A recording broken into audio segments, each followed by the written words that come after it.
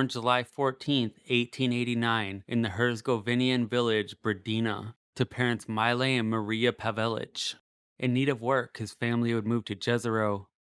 Young Ante Pavelić would attend a Muslim school, where he'd learn the culture and traditions of Muslims, something that he'd maintain respect for the rest of his life.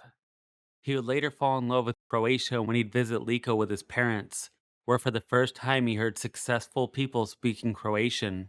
Living in Bosnia, he believed Croatian to be only a language of peasants. He would attend school in Travnik, where he'd be first introduced to nationalist ideology from Ante Starčević. He would have some health complications and he missed school in 1905. The summer of that year, he would get a job working for the railway in Sarajevo and Visegrad.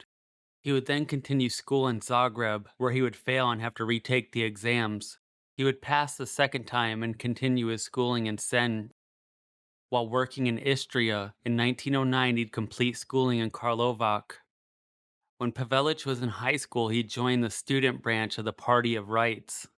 He would graduate in 1910. After graduation, he'd enter law school at the University of Zagreb.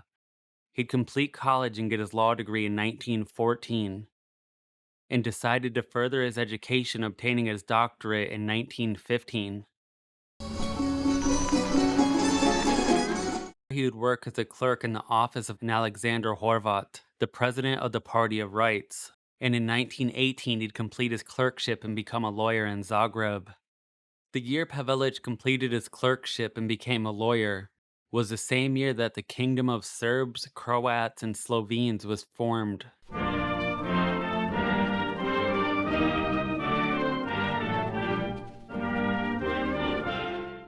More widely known as the Kingdom of Yugoslavia, consisting of Bosnia, Slovenia, Croatia, Montenegro, Serbia, and Macedonia.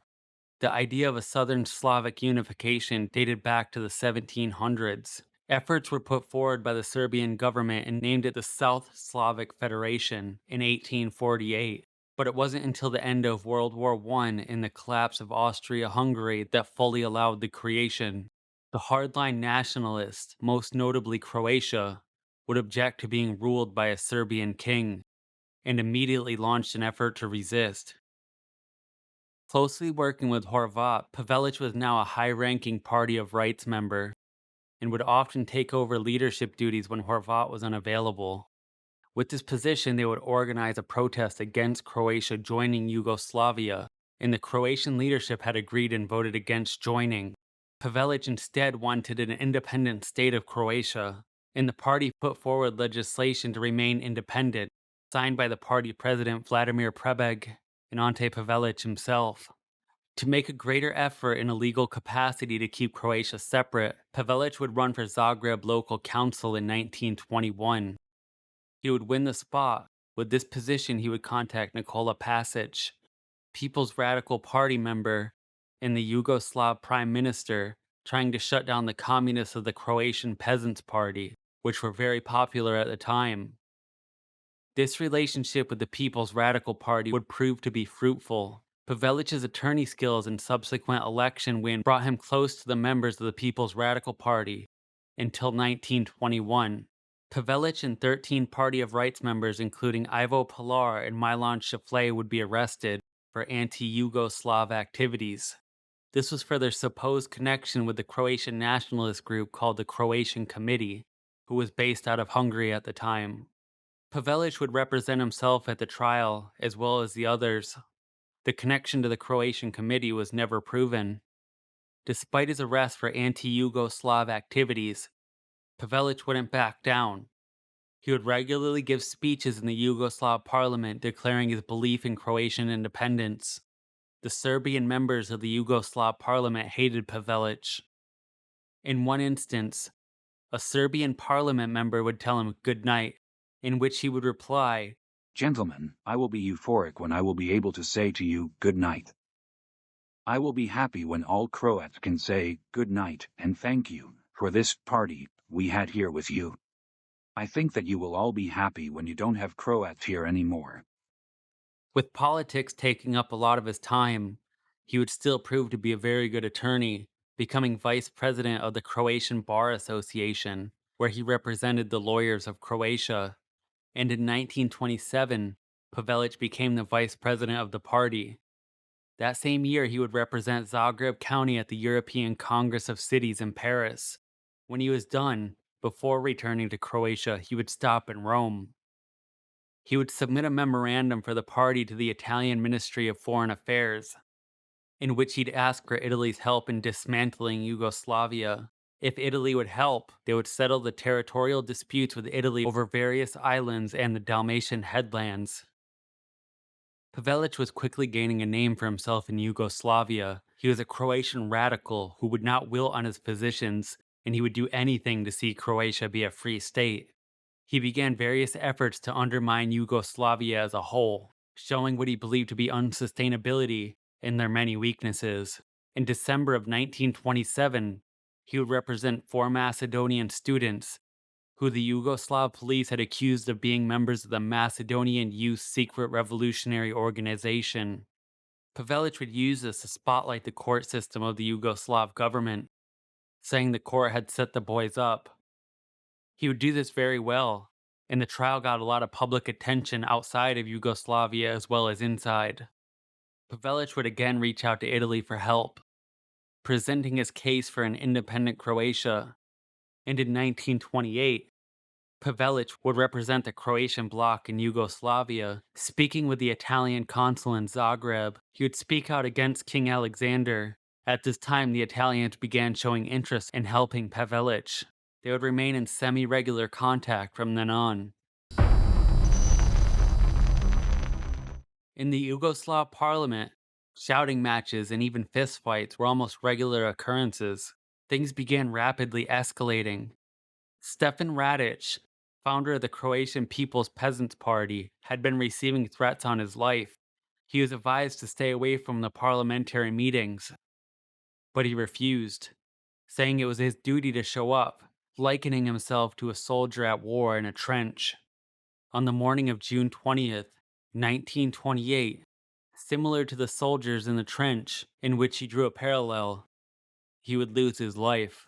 Ante Pavelić would write about this day saying, I entered the parliament at around 11:30 when the session had already started. The representative benches were almost full, while the minutes of the last session were being certified. After the verification of the minutes of the last session, there was a strange silence when President Ninko Puri announced that Punisa Rasic had asked to speak and wanted to respond to a personal allusion from the last session, which fell on him. Punisa stood up, but did not speak from his seat, as it was the rule to respond to personal remarks, but stepped onto the podium. He was followed by Representative Jovanović, the Duke of Luna, who stood behind him. Punisa Rasic's words immediately gave the impression that she wanted to cause an incident with anyone when a representative accused him of something federal. Dr. Ivan Pernar. With his undertaking against the rich Muslim beys in Macedonia. Punisa asks him to repeat it, which he does, and immediately fires the first shot at him, then puts the parabellum on his left hand, so he can aim better, and looks at Radic, who was also sitting in the first row bench, 5 or 6 feet away. Steps from the lectern, hit the representative of the Peasant Party 1, who was sitting next to Radic, in the hand, and hit Radic himself.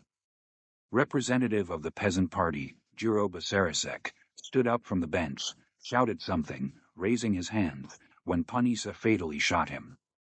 At that moment, Radis's nephew Pavel Radia stood in front of the speaker, and Punisa shouted, "I'm looking for you," and hit him with another high T. After that, he shouted, "Long live Serbia," sat down from the podium and left the hall together with Duke Luna. The president rang the bell, and he also came out in the first hour. All the other representatives remained in their seats as if petrified, but at the last shot the hall hurriedly emptied. Several deputies jumped to the aid of the wounded Sachepan Radic, and taking him by the hand, led him out of the hall. The ambulance took Radic and the 2 wounded MPs to the hospital, while the attendants carried the 2 MPs to another car, who remained dead on the spot. What had happened was hard to believe. After this bloody event took place, it was obvious to everyone the crime had been prepared for a long time by some dark force, and Punisa was only the executor of the orders he received. It was not enough for this dark force to hold Stepan Radic far from the government and therefore any Croats' influence on state affairs. In Belgrade, they were convinced that Stepan Radic's opposition was so strong that it could no longer be ignored. He had to be physically removed, because representatives of ideologies, whether national or social, were not tolerated in Belgrade. All of them were fatal for the caste, which exercised power in the country, because the equality of Serbia and Croatia, the equality of the Serbian and Croatian people in the kingdom of Serbs and Slovenes could not be allowed. Two facts immediately stood out. Stepan Radic was elected as a member of the parliamentary delegation, which was supposed to travel abroad and participate in the Interparliamentary Congress, but the president of the assembly put up all possible obstacles for the departure of his delegation. Radic could not be allowed to leave, because everything was set up for a crime. They were just waiting for the right opportunity.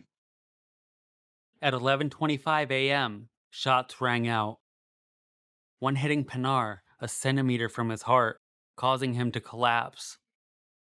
Rakic would then fire at Stefan Radic, but Duro Basaricek would jump to his aid, and Rakic would shoot Duro in the loin, and he would immediately collapse. As Rakic turned to fire at Stefan Radic once again, Ivan Granda would run in front of Stefan Radic, and he would get shot in the arm. Rakic would once again aim at Stefan Radic, this time shooting him in the chest. Pavel Radic would rush Rakic, and Rakic would say, "Ha, I've been looking for you," before firing a shot into his chest. It was all over in just a few short minutes. Rakic would casually walk out of the parliament. Ivan Pinar would survive the shooting. Duro and Pavel Radic would die at the scene, and Stefan Radic would succumb to his wounds weeks later on August 8th, 1928. Rakic would be convicted for the murders and sentenced to 60 years in prison, but it would be dropped to 20 years house arrest, where he was free to come and go as he pleased. He'd be released from house arrest on March 27th, 1941. This would be one of the first assassinations that took place in a government building. Pavelić would theorize further in his writings, saying, "Why in Parliament?" Alexander had already planned to introduce his dictatorship, believing that only with it could he overcome the Croatian resistance against the common country and the Croatian unconditional demand for its own national independence. Punisa Rasic and his comrades could have killed him whenever and wherever they wanted in Belgrade, but the assassination had to be carried out in the parliament so that the king could justify the abolition of the constitution and the introduction of a dictatorship to the outside world, showing that one cannot rule with the parliament in which there are carried out murders. And of course the great European democracies accepted the king's apology as justified. the already disgruntled Croatian population was appalled at what took place. The resistance to Yugoslavia grew immensely, and they began looking to one man, Ante Pavelić. But King Alexander had other plans.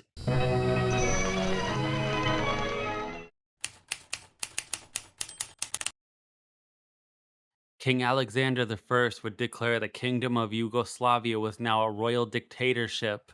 The official gazette would publish the declaration titled, "To my beloved people, to all Serbs, Croats, and Slovenes." It said the following: "The hour has come, there must no longer be any intermediary between the people and the king. Parliamentary institutions, which as a political instrument were a tradition of my regretted father, have remained my ideal as well. But blind political passions abused the parliamentary system to such a degree that it became a hindrance to all profitable national work. Agreement, even the most ordinary relations between parties and individuals, became utterly impossible. Far from developing and strengthening the idea of national unity and the state, parliamentary methods began to provoke spiritual collapse and national disunion.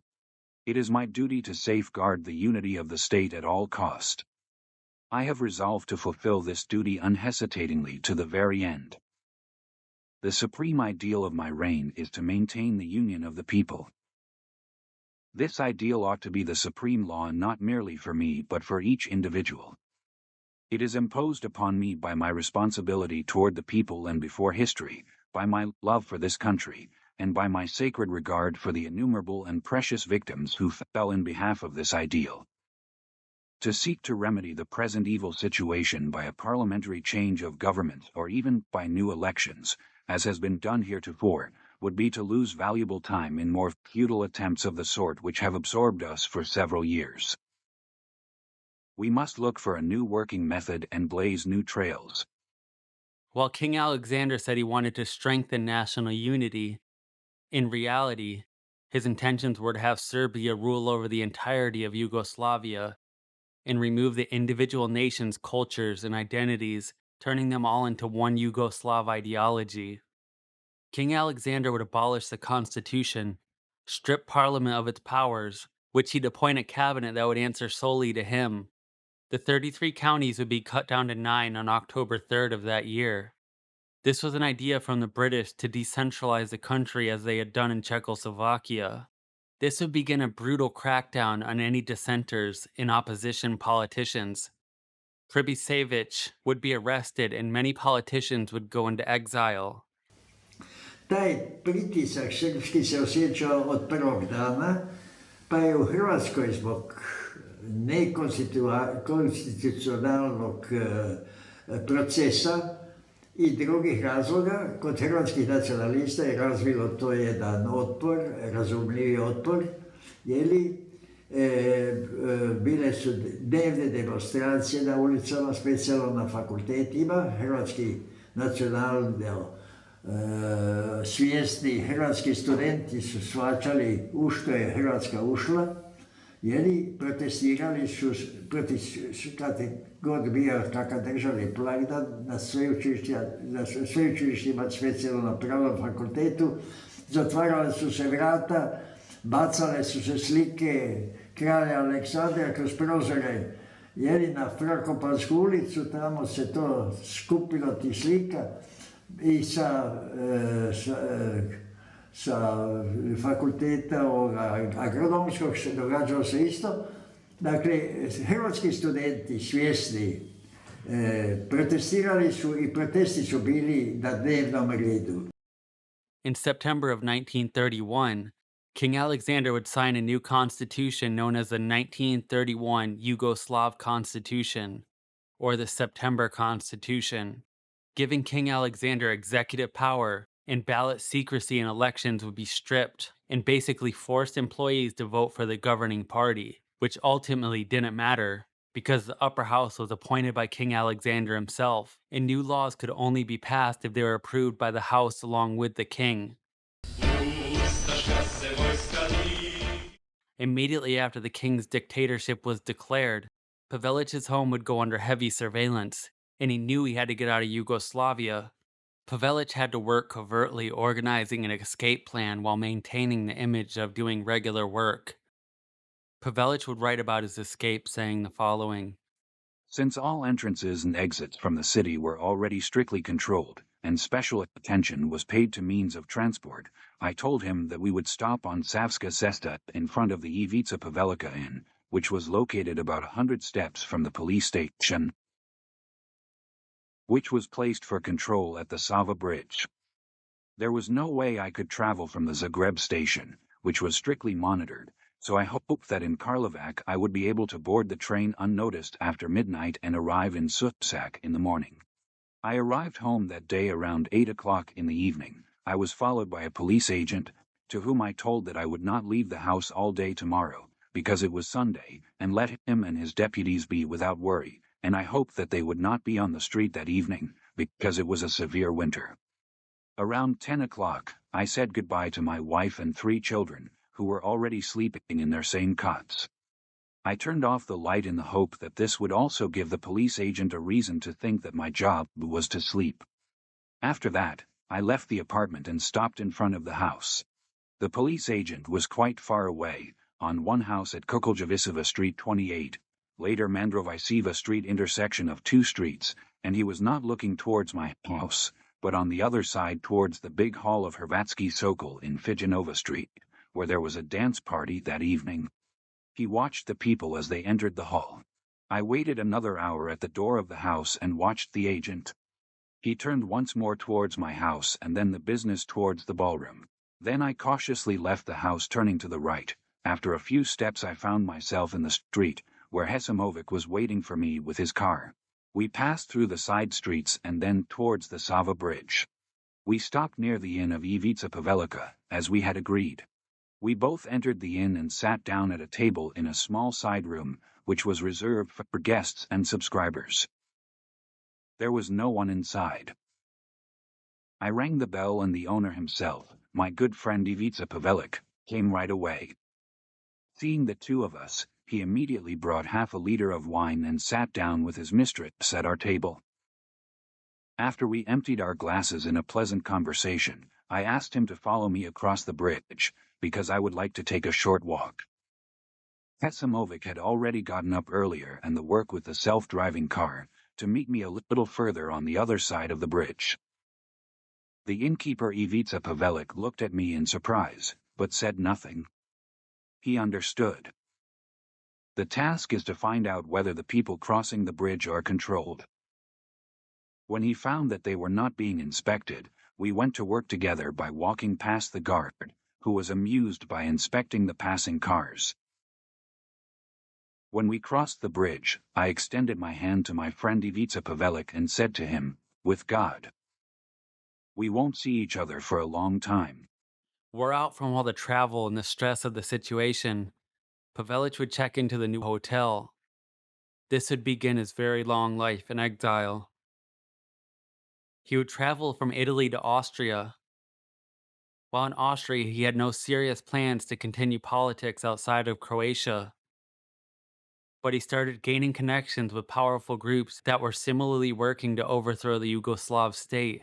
Pavelić, with an Austrian passport, along with Gustav Perec, would travel from Austria to Sofia, Bulgaria, as legal representation for Macedonian immigrants in Bulgaria. They would arrive at the Sofia train station on the night of April 19th, 1929. They would be greeted by Ivan Mihailov, the leader of the Internal Macedonian Revolutionary Organization, or IMRO, and Dr. Konstantin Stanishev, the president of the Committee of Macedonian Brotherhoods. They would make their way to their hotel. They'd be greeted by thousands of Macedonians and Bulgarians cheering. Pavelić and Gustav would attend the banquet they made the trip to Sofia for, with around 250 VIPs including politicians, military generals, and revolutionaries. Pavelić would give a speech at the banquet, declaring Macedonians and Croatians needed to join forces against the Serbian monarchy, saying together they can defeat it. The following day, the Committee of Brotherhoods would contact the press from Macedonia and Croatia to inform them that the meeting resulted in a pact between Macedonians and Croatians that they were declaring independence from the Yugoslav state, saying, quote, On the occasion of the fraternal visit of the Croatian deputy, Dr. Ante Pavelic, and the city councillor of the Croatian capital, Zagreb, Gustavo Peršek, to the National Committee of the Macedonian Emigrant Organization in Bulgaria, both sides noted that the impossible Belgrade regime imposed on Croatia and Macedonia equally encouraged both to legal action for the fight for human and people's rights, political freedom and full independence of Croatia and Macedonia. At the same time, both sides declared that in the future they will work with all their strength to realize these ideals of both sister nations. On July 17th, 1929, the Serbian court in Belgrade would sentence Pavelić and Gustav to death in absentia for signing this agreement. The day after the January 6 dictatorship was declared, Pavelić started organizing the Ustaše, the Croatian revolutionary movement. Pavelić would explain his initial thoughts when forming the new organization, saying, I made a formal draft of the organization, Ustaše, and this word defines the nature and purpose of the organization. The word revolution is denoted in Croatian with the word "ku," a term that did not correspond to our case, because the Croatian people did not want an internal revolution, but the liberation of their homeland from the yoke of others, and that is not realized by a revolution, but by the uprising of the entire people. Such liberation is denoted by the word uprising, and the word Ustase denotes an insurgent. This term and the word for the liberation struggle are traditional in Croatian. The name Ustasha also had a military meaning in foreign funding for the army, for the people's uprising, and the soldiers were called Ustaše. This name was preserved in our autonomous army of the Austro-Hungarian Empire until 1918, that is, until our unification with Serbia. The last uprising and the last Ustaše were the Muslims of Bosnia against the occupation of Bosnia by the Austro-Hungarian Empire in 1878. Pavelić couldn't even breathe under the king's dictatorship, so they had to operate, train, and network outside of Yugoslavia. Mussolini, while not publicly, would allow Pavelić to organize and train inside of Italy, where they had entire camps set up. Risiede in Italia nel campo Ustascia di Borgo Valditaro, in provincia di Parma. E questa era la casa che noi avevamo affittato a questi cosiddetti bulgari, che poi invece erano Ustascia o croati, non so. Qui erano sistemati? Guardi, lì dormiva quello grosso lì. Nell'altra stanza dormivano altri 3 o 4. Nella cucina dietro, da parte di là, c'era la famosa rotataltra. E il contratto è stato fatto da Ante Pavelic. Ante Pavelić, per cercare il locale, e si fece il contratto. Non ebbe difficoltà perché dico la cifra era tanta, ma era piccolissima, 130-140 lire al mese mi pare che dessero loro. Era un bel affitto per a me sembrava di avere... Guardi, si parlò un po' del più del meno e poi mi disse, guardi che loro hanno una piccola macchina che non vi disturberà, io penso, perché è una macchina che fa, non so, il fracasso di una macchina da cucire, insomma, ecco.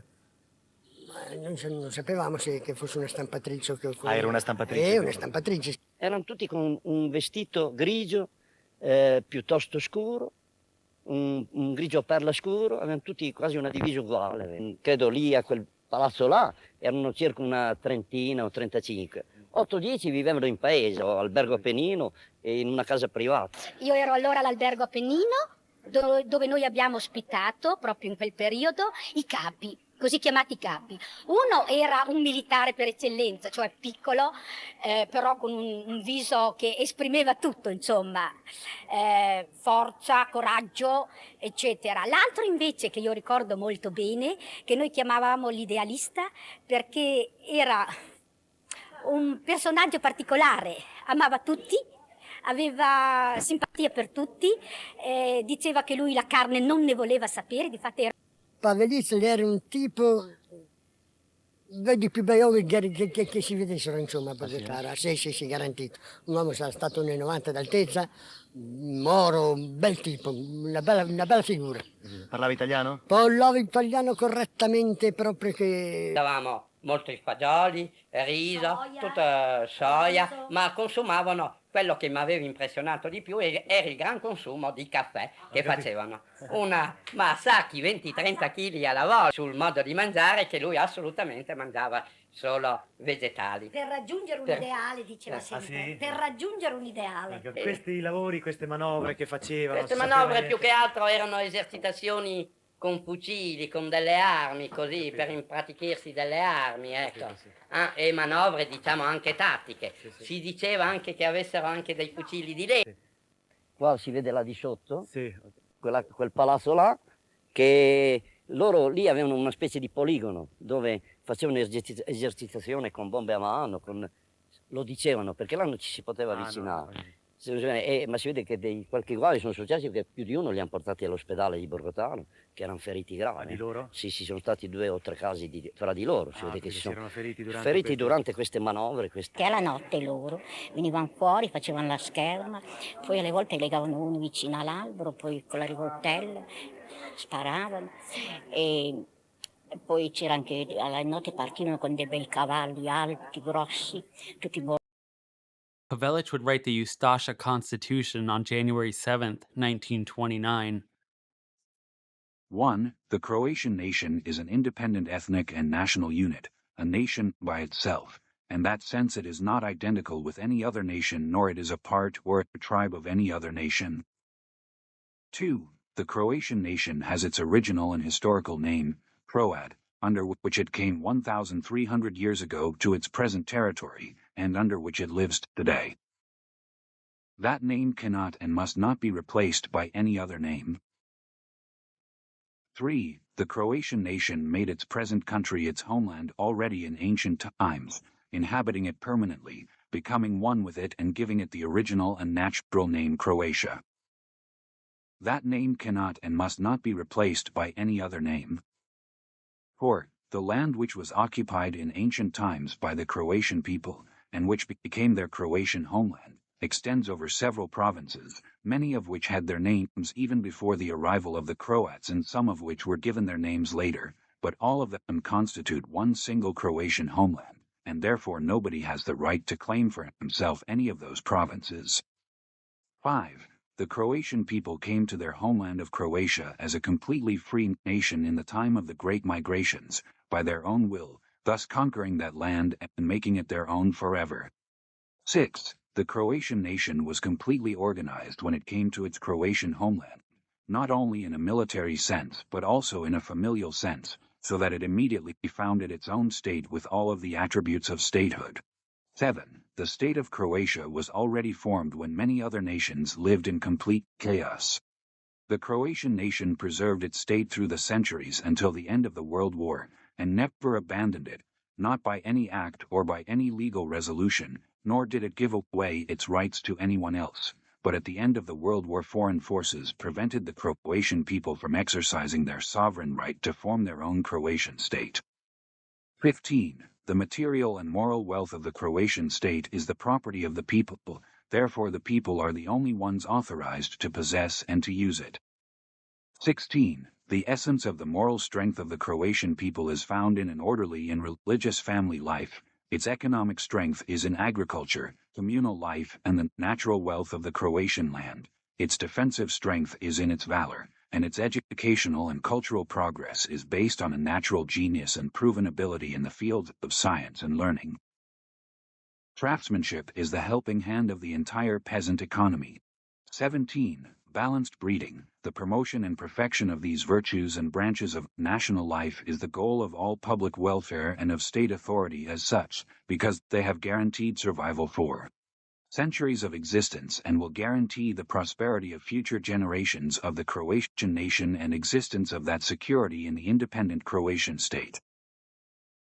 In the early days, the Ustasha was relatively small, a couple hundred men. Pavelić knew the anti-Yugoslav sentiment inside Croatia and the huge amount of Croatians who lived outside of Croatia, and he had to create a network to gain more men and support. They started networking with Croatian immigrants in various European countries, most notably Austria, Hungary, and Bulgaria. Through the IMRO, Pavelić met Vlado Chernozemski, a professional assassin. Vlado would train the Ustasha troops in weapons and assassinations. He was a top-of-the-line assassin who had previously assassinated a member of the Bulgarian Communist Party in 1925. While Vlado would be caught for this assassination and sentenced to death by hanging, he would escape custody that same year. In 1930, Vlado would assassinate an IMRO member and his bodyguard. Chernozemski would be sentenced to death once again, but he would be pardoned in 1932. It is alleged that Vlado Chernozemski had assassinated 30 or more people by the time he began training the Ustasha.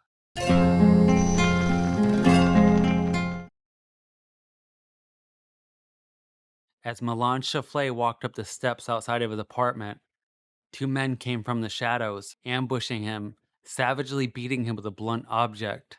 The following day, Milan Šaflej would succumb to his injuries, passing away on February 19th, 1931. This would spark outrage worldwide. Albert Einstein and Heinrich Mann would send a letter to the International League for Human Rights, requesting protests from the, quote, horrible brutality which is being practiced upon the Croatian people. The Yugoslav authorities tried to suppress the news within Yugoslavia. Newspapers were not allowed to print the news about Šaflej's death. Telegrams of condolences weren't delivered. The universities were not allowed to raise a flag in mourning. Expelled the students who attended the funeral, even went so far as removing wreaths donning the colors of the Croatian flag from the grave. Seemingly everybody in the world knew who was responsible for the murder of Milan Šaflej, but the Yugoslav government essentially didn't acknowledge it. Mortally wounded, sank back into the cushions of the car. In June of 1934, French Foreign Minister Louis Barthou took a trip to Yugoslavia and met with King Alexander in Belgrade. This was an attempt to strengthen the Franco-Yugoslav alliance, which had weakened when France tightened its relations with the Soviet Union. King Alexander was skeptical of this move. While in Belgrade, Barthou received good reception from the parliament, and in October of 1934, King Alexander would take a trip to France to further the relations. The IMRO and the Ustasha knew about King Alexander's trip. Naturally, such a big moment, a king visiting another country, the reception would be huge, and the location was widely known for press and civilians to attend the arrival. This also means an assassin would know this information too. When King Alexander arrived in France, this was supposed to be a big moment for the press to capture, but nothing was bigger than what was about to come. Moments after arriving in France, a gunman would approach the vehicle chauffeuring King Alexander and French Foreign Minister Louis Barthou. He would open fire with a Mauser C96, killing Alexander in the back seat. French Foreign Minister Louis Barthou would be hit by the police in the crossfire, killing him too. This would be one of the first political assassinations ever caught on film.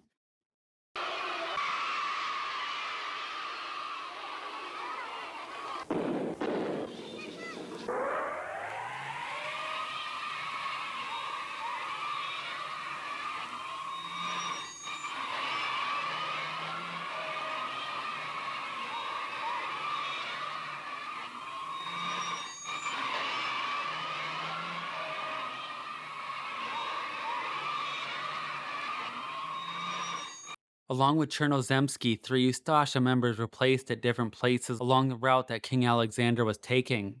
Had Chernozemski not had the opportunity, one of them would have taken the shot.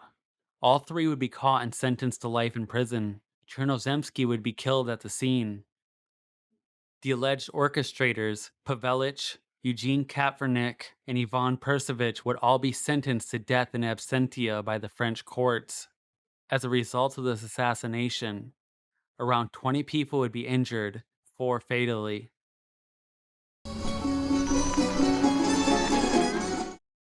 The world was putting immense pressure on Italy for harboring Pavelić after an assassination of this magnitude.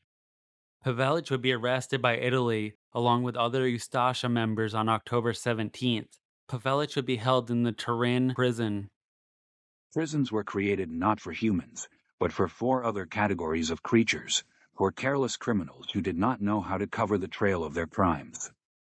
For those who are not rich enough or in a high enough position, so they cannot be declared mentally ill or delusional, such as kleptomaniacs for minors, who are ruled under an unfavorable horoscope, an unlucky constellation, and they have to pay for beaten deeds, and finally, for those who fight for the freedom of their own people.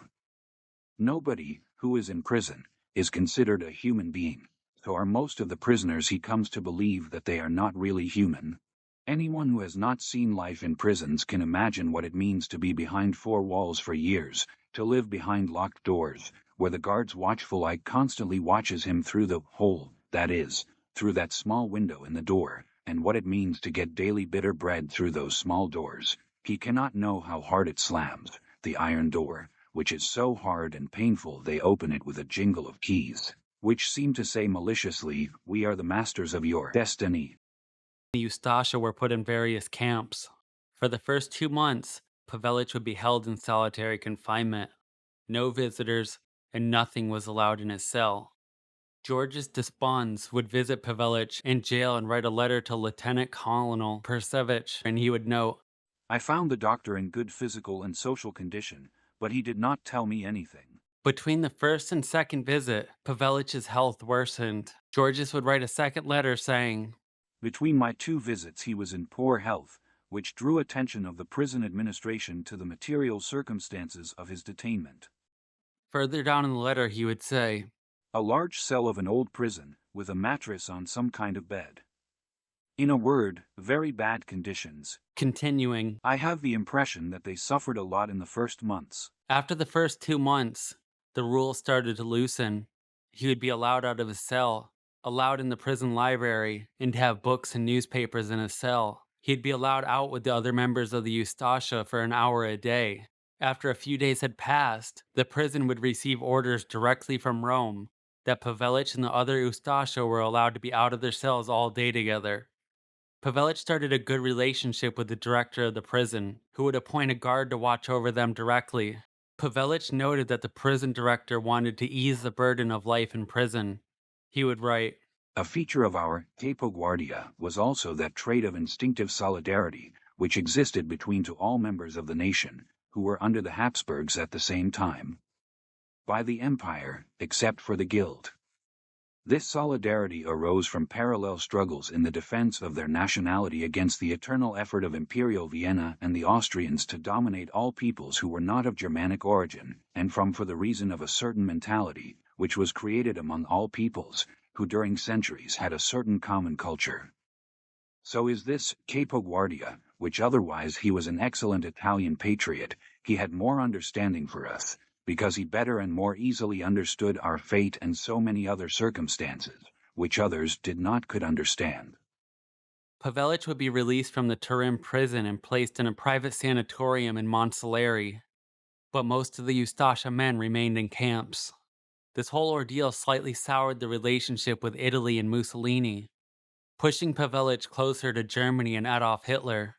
On October 8th of 1936, Pavelić would write the quote, Croatian Question, essentially an appeal to Germany giving the history of Croatia, the goals of the Croatian liberation movement, the resistance to the Yugoslav state, communism, Jewish control, and Freemasonry. He would draw parallels between the German situation post-World War I and the current state of Croatia. On Serbia. Serbia was a traditional enemy of Germany. This hostility is no accident, but rests on deeper historical, cultural, and geopolitical causes. This hostility was inherited by Yugoslavia, and Belgrade also tried to cover it up because the Croatian question threatened it. If there was no Croatian question, then Belgrade would never pretend to be friendly towards Germany, but would already show its true face, which will be exposed at the first instance. On communism. Communism did not manage to penetrate the broad layers of the Croatian people. Belgrade makes sure that a large number of communist-infected Serbian university students study at the University of Zagreb at the expense of the state. In union with the Jews, they carry out communist promotion in Croatia, express themselves in favor of communism at every opportunity, and thus try to falsify the attitude of Croatian nationalist university students abroad. On Jewishness. Today, in Croatia, almost the entire currency and almost all commerce is in Jewish hands. This was possible only because of the favoring of the state, which saw in this, on the one hand, the strengthening of Judaism loyal to Belgrade, and on the other hand, the weakening of Croatian national strength. The Jews greeted with great joy the establishment of the so-called Yugoslav state, because the Croatian national state would never suit them as well as Yugoslavia, a state of various nations. The kingdom of Judah lies in the confusion of nationalities, where Judaism, as a financially strong and seemingly loyal element of the state power, can be courted and gain the favor of the rulers. On Freemasonry. Very few people abroad know what role Freemasonry plays in Yugoslavia. Whoever examines this question more closely will see that the entire state power is in the hands of Freemasons. Freemasonry invented the foundation of Yugoslavia during the World War. It organized and supported for this purpose abroad during the World War the Yugoslavian Committee, which was the first germ of Yugoslavia, and it was constantly under the dominant influence of the influential English Freemason, hater of Njemax, Wickham Steed. As many centuries ago, even now, Croats do not look at just one part of Germany, which part stands on the edge of the German national space, but at the German people as a whole, whose center is represented by the German Reich, and which today is embodied in the National Socialist movement.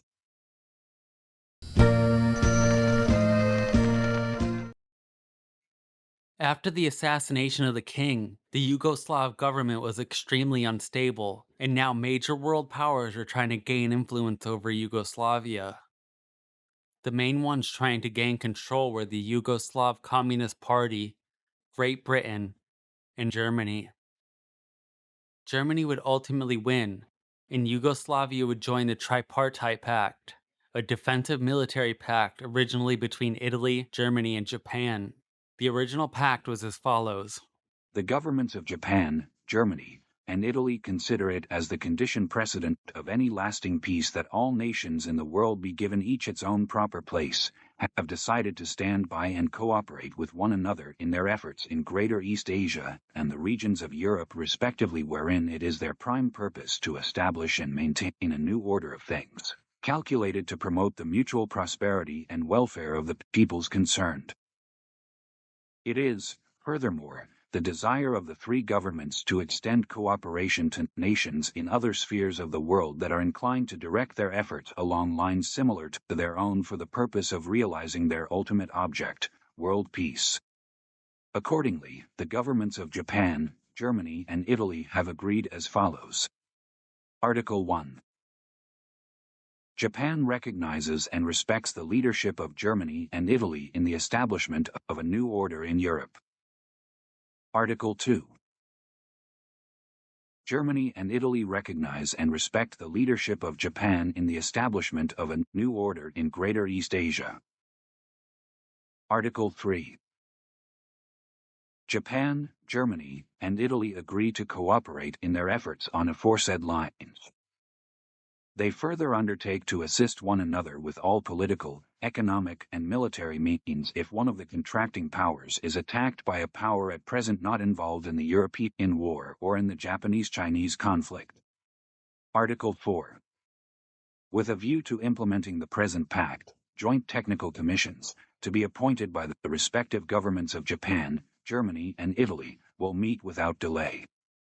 Article 5. Japan, Germany, and Italy affirm that the above agreement affects in no way the political status existing at present between each of the three contracting powers and Soviet Russia. Article 6. The present pact shall become valid immediately upon signature and shall remain in force 10 years from the date on which it becomes effective.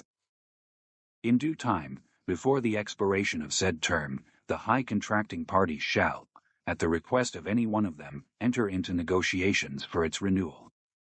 In faith whereof, the undersigned duly authorized by their respective governments have signed this pact and have affixed hereto their signatures. It later expanded to Hungary, Romania, Slovakia, and Bulgaria before Yugoslavia joined. On the 25th of March, the Prime Minister of Yugoslavia signed the Tripartite Pact. 2 days later, on the 27th, a military coup backed by Britain and the Communist Party would oust the Prime Minister, and King Peter, who was 17 at the time, was declared to be of legal age, and General Simovic was installed as Prime Minister. It's the best news we've had since Greece resisted the aggression of Italy. The people of Yugoslavia were betrayed by weak leaders, but today there is rejoicing throughout their country. The people refuse to sell their birthright of freedom. A nation of warriors has not lost its courage. Britain and America have promised all possible aid to Yugoslavia, and that aid will be swift and powerful. This is the historic scene at number 10 Downing Street, where the British Prime Minister and the American Ambassador signed the Treaty of the Bases. Under this pact, Great Britain leases to the United States 8 Atlantic naval and air bases. Yugoslavia would capitulate on April 17th. Now Germany needed someone that would ratify the Tripartite Pact, someone they could trust, someone who wouldn't fold to Great Britain's influence. And ultimately, there was one man. From that soul, ideas arose, foundations were born, ardent love for Croatia grew. That soul made the body capable of bearing all efforts and sufferings. That soul surpassed all pain and joy with its greatness. She endowed man with a divine calmness, which was the same ready to rule and die. That soul, exhilarated and broad, embraced and with its warmth pardoned all Croats, comrades and fellow travelers alike, as well as lost sons. That soul conquered and captivated everyone who could at least partially know or feel it. It attracted small, simple people and rulers alike. She gave substance to Pavelić's personality, which marks the happiest chapter of Croatian national history. These words reflect the feeling of many Croatians in the independent state of Croatia. Časni, poštovani, poglaviti, velemoćni, ugledni I plemeniti, mudri I obzirni, ljubljeni I vjerni. Svojim potpisom od 11.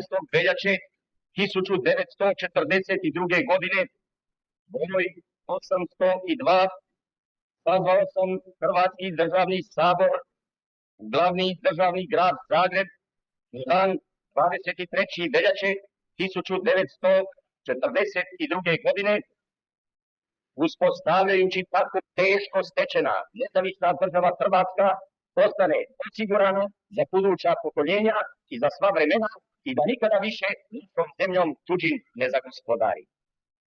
Vaša je najveća dužnost raditi da se naša nezavisna država Hrvatska izgradi unutra čim prije I čim bolje, tako da ona bude dostojna predaje hrvatskog naroda, bude pravi dom hrvatskog seljaka, pravo I zdravo sredstvo u službi cijeloga naroda. Vama je dužnost poraditi nad drugim narodima koji su dobre volje, a napose s našim velikim prijateljskim I savezničkim narodima, naša država I naš narod bude trajno u najvećem prijateljstvu I uzajamnosti živio na opću sreću čovječanstva I novog svijeta koji se stvara I u kome želimo dostojno, časno na opću korist živjeti. Prepun sam nade da ćete vi u potpunom dostojanstvu, vjerni dužnosti prema narodu I državi, spremno I oduševljeno u požrtvovnom radu koji vas čeka svoje državstvo ispuniti. Neka svemogući spusti svoj obilni blagoslov na vaš rad za čast I za sreću hrvatskog naroda I za nezavisnu državu Hrvatsku.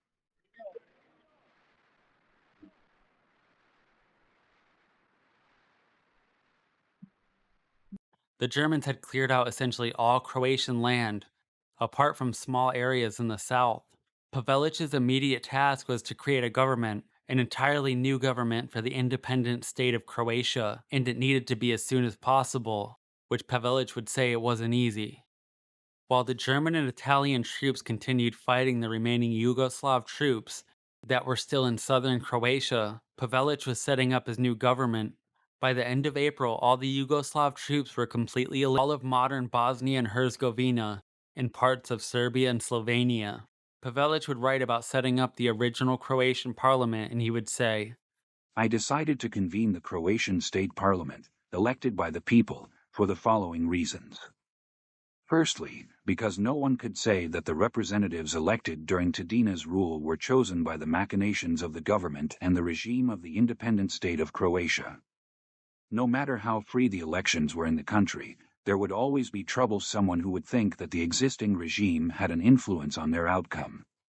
On the contrary, in this way, no one could doubt the genuineness of the people all the more, since all these people's representatives were during the election members of the Croatian Peasant Party, and not members of the Ustaše movement, except for one, Dr. Lovro Susic, who was elected on the same list of the Croatian Peasant Party, despite his open affiliation to the Ustaše movement.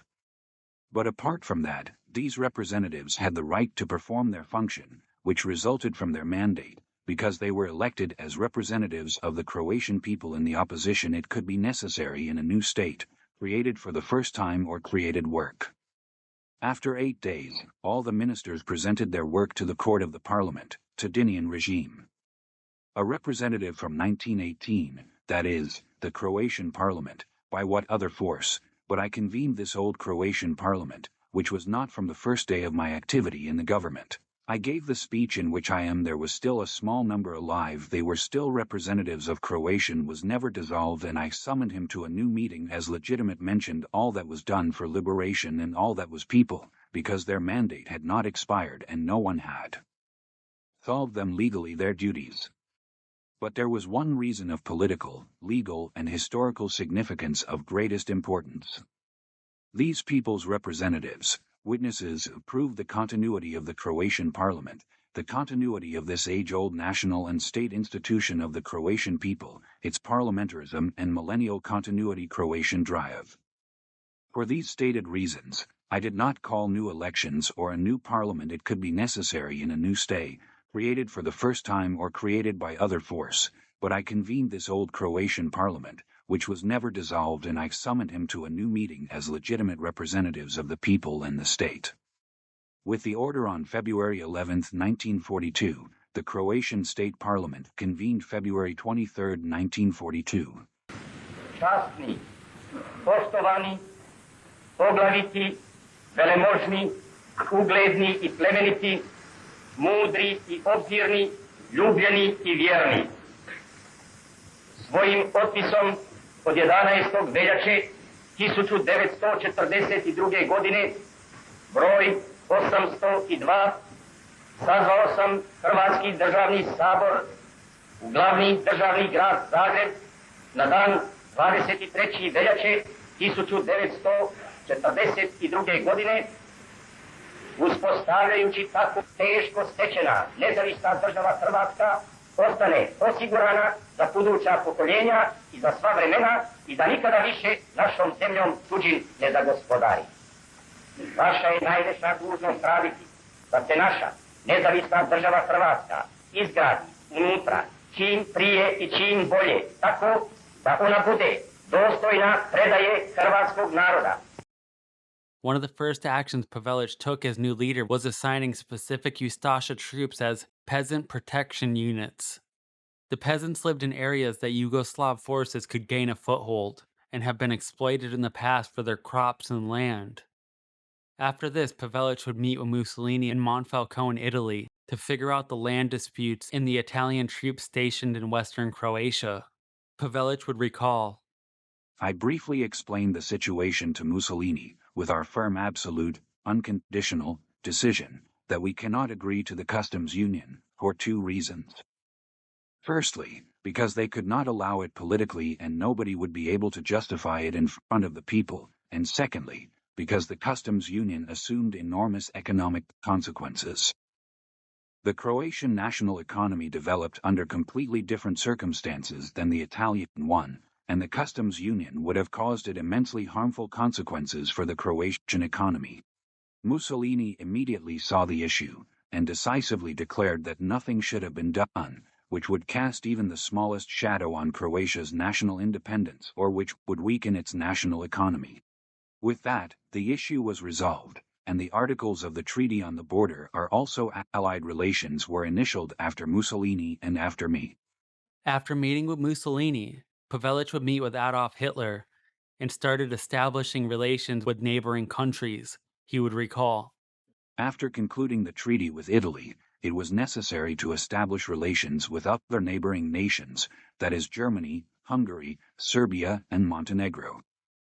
If the latter was occupied by Italy, it was in Rome contracts did not talk about our border with Montenegro, because it is clear that the Italian side was waiting for a responsible government to be established in Montenegro, which at the moment wasn't there.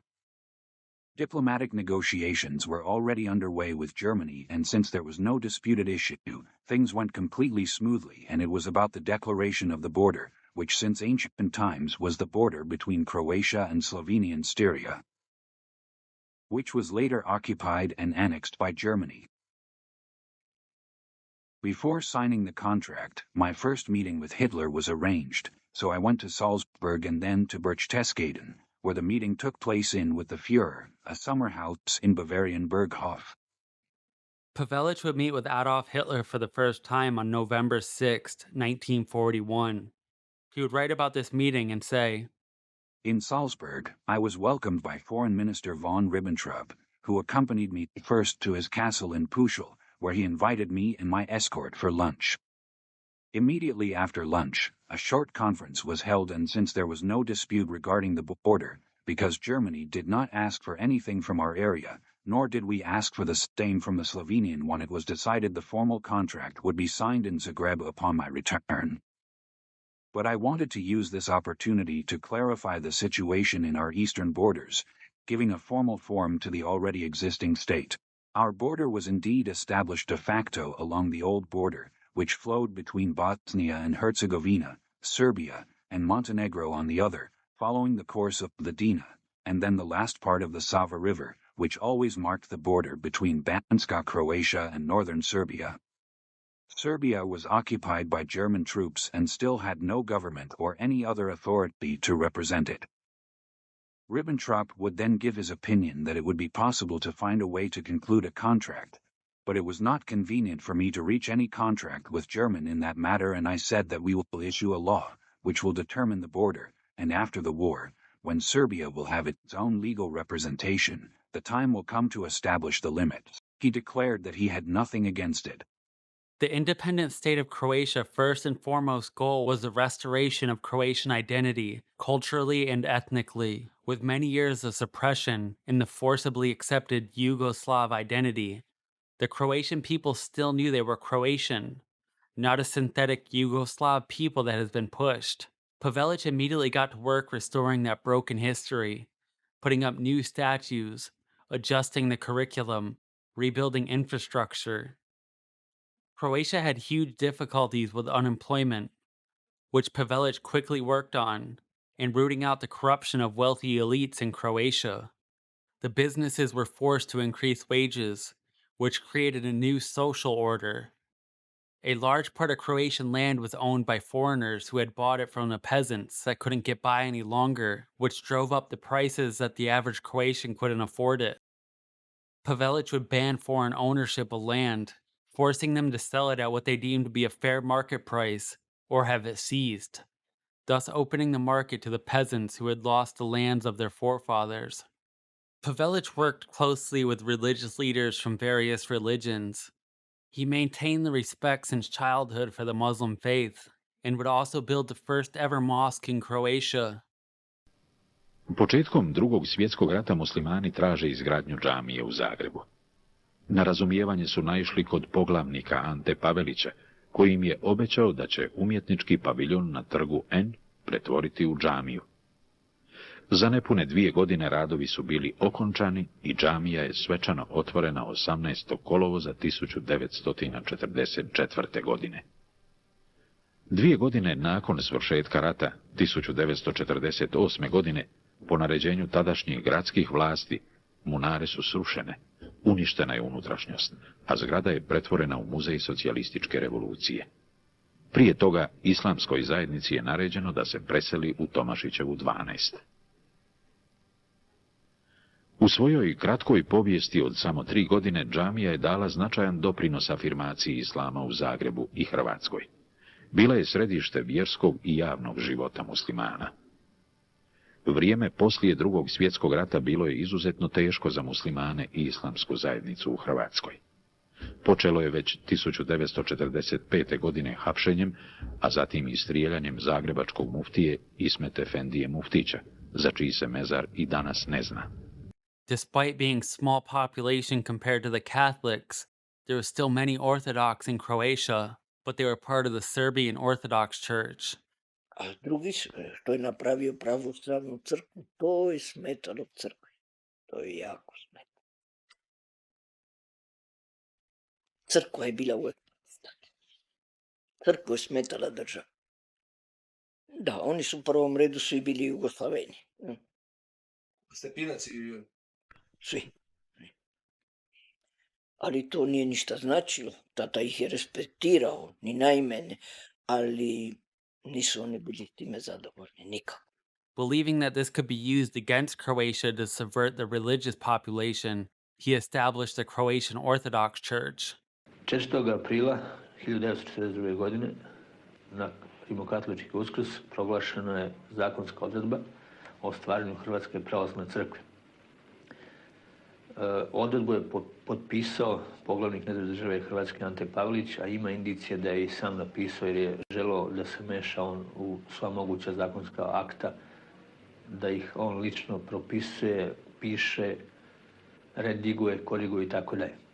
Sličan je slučaj bio i sa Ustavom Hrvatske pravoslavne crkve koji je radio Pavelić uz pomoć nekoliko drugih pravnika. Many Jewish people supported the independent state of Croatia as well. Many fanatically so, signing up for the military, having almost 30 generals that were Jewish. While many Croatians were happy with the rekindling of the Croatian soul, the communist and Serbian dissenters were building up forces out of sight, mainly in the Petrova Gora mountains. The communists would occupy a small part of the region, heavily armed and put in great efforts to fortify the area, with plans to launch a rebellion and take the fight to the NDH and the Ustasha forces. Working covertly, the Cordon Detachment communists would establish multiple headquarters where they'd convince local Serbians to join them. They would make significant advances in building military fortifications, hospitals, and recruiting thousands of people to come to the communist foothold. On July 27, 1941, they began raiding nearby towns.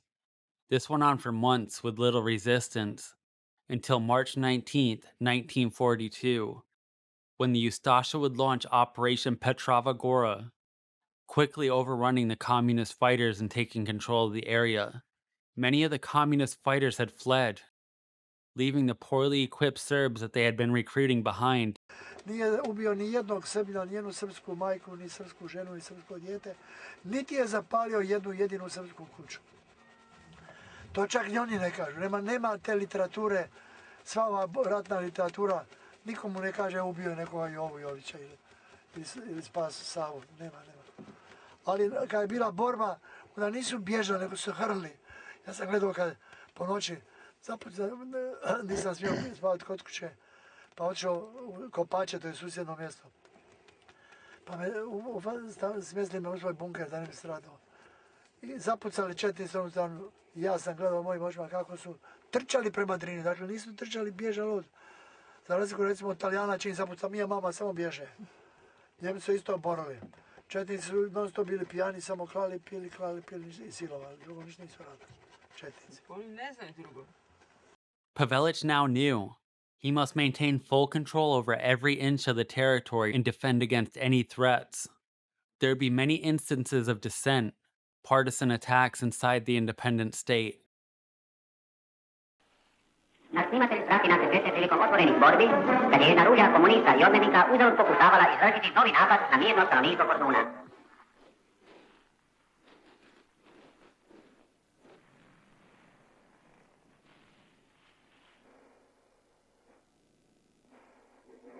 Pokušaj komunističkih plaćenika je i ovaj puta skrten. Evo jedne od stotine uhvaćenih skupina odmetnika.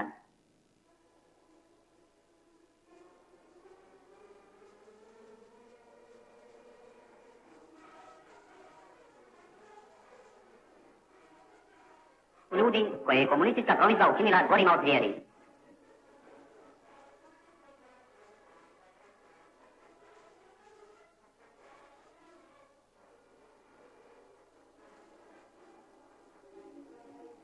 O njihovim krvožednim i rušilačkim naletima stradala su mnoga sela, razrušene kapelice, obeščašćene crkve, poubijano ono što je bilo hrvatsko, žive poharen.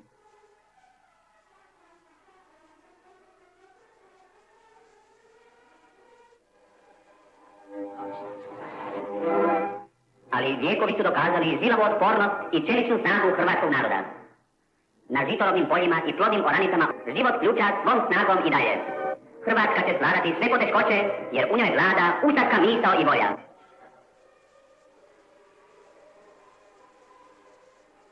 The Croatian people were willing to endure it all, even signing up to fight en masse. The military force started with only 15,000 men, jumping to around 200,000.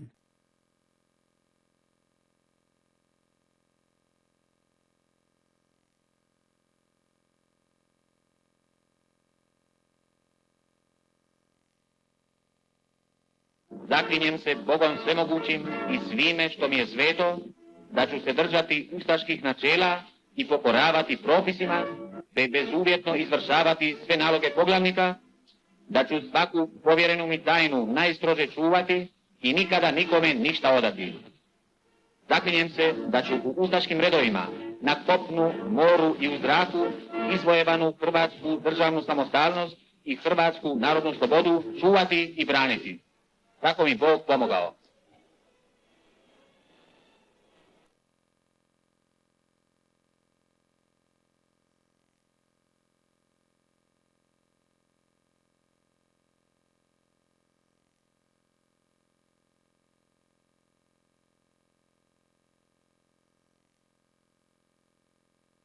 including the Black Legion, which was a Bosnian Muslim brigade with about 15,000 men. The men who joined the military were held in the highest regard in Croatia, receiving the best healthcare, benefits, and housing. Pavelić built the Ustaše to become a fierce fighting force, and the Croatian spirit made the willingness to sacrifice anything to keep the homeland free. The independent state of Croatia was basically born in war, with constant battles against guerrillas, rebellions, lending their troops to Germany where needed.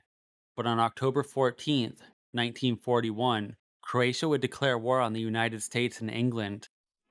14. prosinca 1941. godine u 10 sati prije podne održana je u predsjedništvu vlade u Zagrebu važna sjednica Hrvatske državne vlade pod predsjedništvom poglavnika. U svom povijesnom govoru poglavnik je istaknuo da se mi Hrvati osjećamo članom Europske zajednice koja se bori za svoju slobodu. To iziskuje napon svih snaga i mnogu žrtvu, jer se samo pobjedom u zajedničkoj borbi može izvojevati ta budućnost. Ne samo trojnim paktom obvezana prema našim velikim saveznicima, već i po najdubljem uvjerenju cijelog hrvatskog naroda, nezavisna država Hrvatska proglašuje ratno stanje sa Sjedinjenim Američkim Državama i Velikom Britanijom. Sjednici su prisustvovali svi hrvatski ministri i državni tajnici, te predstavnici prijateljskih zemalja, Velikog Njemačkog rajha, Kraljevine Italije, Mađarske, Bugarske, Španije, Slovačke i Rumunjske. Hrvatska je izvršila svoju dužnost prema sebi i Evropi. September 24th, 1942.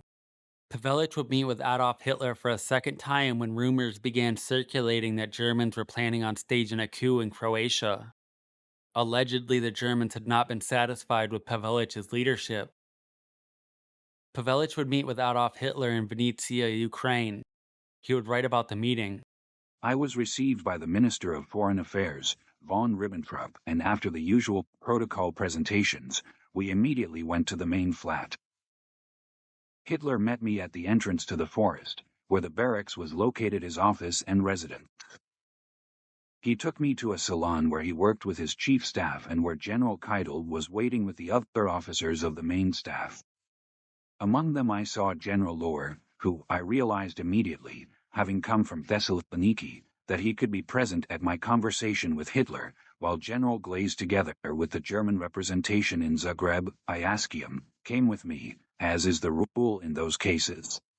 I'm not taken with a single minister, but only some general of the army, Ustasha Colonel Jura Franste, who had already become famous, not only because of his unusual courage, but also because of his extraordinary ability as a strategist in the fight against the Bolsheviks on the battlefield. On the long table there were already prepared military geographical maps to discuss the military situation, but before that began, Hitler spoke to me and said to me, "I congratulate you on the great progress by your army, and especially your Ustasha troops. I know you were in a difficult situation and that it would not be easy to consolidate the army and the state in the course of the war, all the more so you have that mortgage of a concession of one part of Dalmatia to Italy, and despite all that, I know that the state is consolidated and that the Ustasha troops are first class." I thanked him and looked at Generals Lohr and Glaze. They both looked at the floor with downcast eyes and long faces. I understood. Hitler wanted to emphasize and let them know with that greeting that he had other, better information than what they had obtained for him.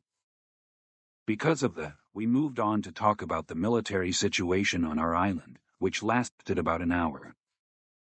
I interpreted the need for a new, more comprehensive action against the Bolshevik gangs, which were pressuring our province from Montenegro-Herzegovina, and my concern that they help the Chetnik gangs, which served the 2nd Italian Army, which was located in that area of days the enemy passed, because of those auxiliary gangs made up of unreliable people, mostly Montenegrins, called Chetniks, and that they, in fact, were more permeated with Bolshevik elements.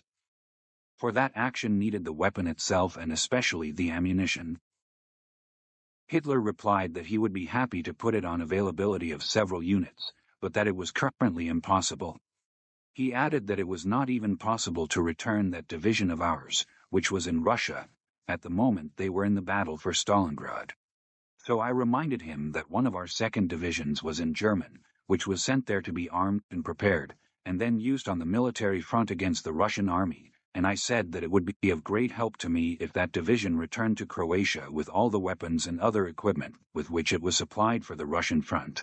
Hitler immediately asked for an update in a loud voice, whether the division was fully equipped with weapons and prepared to be sent to the battlefield, and how, after a short time, the respective commands in Germany. The answer came that in 3 weeks the division will be ready. The following day, he'd go to Mariupol, where he'd meet with some of his troops, inspect various ships being used by the Navy. Pavelić would note that his troops were in good spirits. They were singing and celebrating the Croatian flag. Pavelić would tour the front lines of Ukraine. He would write about a story when he met an Italian soldier that spoke Croatian, saying the following: "There in Starabilsk, I went out early in the morning in front of the house. I heard someone call me. He calls from the road. I turned to the side where the voice was coming from, and I saw an Italian soldier who was coming towards me and greeting animatedly. He spoke Croatian. 'What are you doing here?' I asked him. 'We have about 100 Italian soldiers here,' he answered, 'and we are waiting for I know what, a month already.' 'What kind of Italian soldier are you when you speak Croatian?' 'I am Italian, but I grew up in Zagreb, where my father took me as a child, because he worked in a construction company. Please take me with you, otherwise I will suffocate here from the dust, or my ears will eat me, and I will never see Italy or Zagreb again.' When he told me his name, I asked him where his older brother was. He looked at me in surprise and asked how I knew that he has an older brother, since he was never in Zagreb and his father died a long time ago. 'Don't you know that I am your older brother's godfather?' I told him. He looked at me even more surprised, not knowing if I was kidding or serious. 'Yes.' I told him. 'Were you born in Pula?'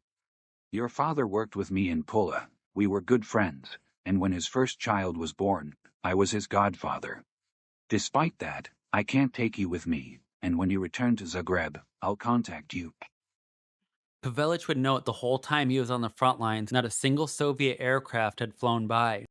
Only a single German ace pilot. This surprised him, as the Soviet propaganda worked hard to show their air force being so strong, and the stories of countless paratroopers being dropped daily. He was right up on the front lines. He would write, "It was enough to see the entire graveyard of Soviet armored vehicles and trenches around the Dnipro River, where the Red Army tried to resist, to see the disproportionate superiority of the German army. Despite the obvious superiority of the German military, the carnage of Russian armor, the immense casualties, Pavelić would note the landmass, how big it was. The soldiers had to travel a vast, open space that, quote, could not even be filled with all the armies in the world together. He would also note, quote, it seemed as if the German troops were lost in the immensity of space. After touring the front lines, Pavelić would have tea with Hitler and some generals. He'd say that Hitler was delighted they took Ukraine. The beauty of the country, the fertility of the land, and the Ukrainian people, quote, whom he considered to be racially equal to the Germans. Pavelić would have a fourth meeting with Adolf Hitler on September 18th, 1944. This time they'd meet in a bunker between Masuria and Königsberg. Pavelić would be assigned to stay in Hermann Göring's bunker. It was an underground bunker next to the barracks. He would note that it was made out of extraordinary thick rocks, and it looked like an Egyptian temple. Hitler would welcome him and show him around the bunkers, telling him to sleep inside the bunker at night. Hitler would say, quote, the bunker is safe. Of course, the enemy wouldn't throw ordinary bombs at us, but certainly those weighing at least 5,000 kilos. Hitler would stay and talk to Pavelić and Ribbentrop for about an hour that night. Pavelić would write about how confidently he spoke about the future development of the war. But Pavelić could tell he was worried, writing, "At that time, the betrayals of many high-ranking officers and other officials of the Reich were already evident." The next day at 4 o'clock, they'd hold a meeting with Hitler, Pavelić, Ribbentrop, Karl Donitz. They would talk about the situation in Bulgaria, with the death of Tsar Boris. Hitler couldn't manage what was going on out there, and asked Pavelić for his opinion on if it was better to have former Emperor Ferdinand and his thoughts about Prince Iliril. Pavelić would tell Hitler he had full confidence in the prince, but he had heard from multiple Bulgarians, as well as Macedonian leader Ivan Mihailov, that the death of Tsar Boris was catastrophic for Bulgaria, and former Emperor Ferdinand was too old, and he was not seen positively by the Bulgarians, and in his opinion would be of no use.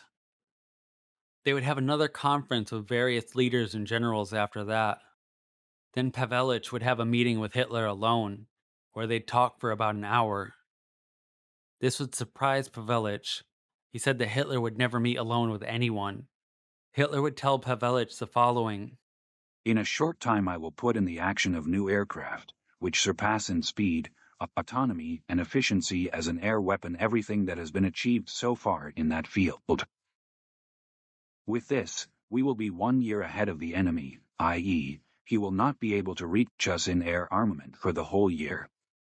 The enemy's air force will be almost decimated, and for a long time it will not be a danger to us. I will be able to put the number of those planes at your disposal. There are strong enemy air attacks from Italian airfields over your area, so you will also be able to defend and prevent these attacks in the future. For those planes, large runways are needed. I will put at your disposal experts for the construction of such an airstrip. As for other new weapons, they can reach America, but if I am forced to use them, England will be completely destroyed in a short time. V1 is a toy rather than what is in it. In the case of being put into action, 2 days ago, V2 was put into action, the potential of which is much greater than that of V1, but with all that, it is nothing compared to what will come. But I still hope that humanity will be spared from that destruction and that England will realize at the last moment all the mistakes of her alliance with Russia. Unfortunately, Churchill is obsessed with personal hatred, and Roosevelt is driven by capitalism and Jewish hatred and revenge. I never wanted a war against England, and even less against America. My only intention was to protect the German people from Bolshevism and provide them with bread. Russia was preparing to break into Europe. The blind Czech hatred against everything German threw Benes completely into the hands of the Bolsheviks, and that's why I had to blunt that Russian sword aimed at the heart of Germany and thereby put the German army in direct contact with the Bolshevik army. Poland, after the death of Pilsudski, became completely unable to resist the Bolshevik pressure. 67, hero of Poland and one of her greatest men, Marshal Joseph Pilsudski, is dead. The dictator may be said to have rebuilt the country he loved so well, and his death leaves Poland the shuttlecock of European politics. The great man's successor has an unenviable task. Will his people now incline to the domination of France, or of Germany, with or Poland? In the event of a sudden Russian attack, the Red Army would immediately find itself in the corridor, and East Prussia would immediately be cut off from Germany and our army and would become the prey of the Bolsheviks. That is why it was absolutely necessary to remove the corridor and connect the East Prussia with the rest of Germany. The Poles didn't want to understand that, so I had to march against them, even though I didn't want a Polish disaster. At the end of the conversation, Hitler would tell Pavelić he had no political interest in Croatia. He had no intentions on taking control or annexing Croatia. He would never question their independence. The only interest was in the economic end, like prices changing in raw materials, adding, quote, "After all, you will always be in charge of your national economy by its nature. According to Germany, whatever the regime will rule it." At the end of the war, with the death of Mussolini and the suicide of Adolf Hitler, the Germans surrender. Many of the Ustaše troops, like the Germans, chose to go to prison camps set up by the Americans and British, instead surrendering to the Soviet camps. After Germany announced its plans to surrender at the end of World War II, Karl Donitz ordered the German troops to continue fighting the Soviet advance while making their way to American and British positions in Germany, out of fear of what surrendering the Soviet Union would hold. Ante Pavelić gave similar orders to fight Tito's partisans while making their way to British positions in Austria to surrender, an order the men followed.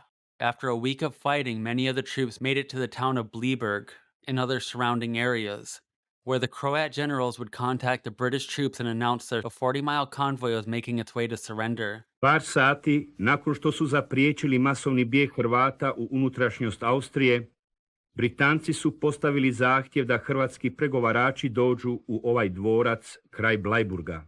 General Herenčić u svojstvu šefa delegacije i profesor Daniel Crljen u svojstvu političkog pregovarača ušli su u Bleiburški dvorac kroz ovu kapiju i uspeli se ovim stepenicama do sjedišta britanskog glavnog stožera u Bleiburgu. Ovdje su se odigravali takozvani pregovori. Osim generala Herenčića i profesora Crljena, u pregovorima je sudjelovao pukovnik Basta kao predstavnik jugoslavenskih partizana i general Scott kao predstavnik britanskih snaga. Ušla su pored nas dva partizanska časnika i prošli pored nas u sobu generalov i 2 minute nakon toga je jedan časnik izišao i pozvao nas, ali je rekao da trebamo ući samo dvojica, jer su i partizani samo dvojica.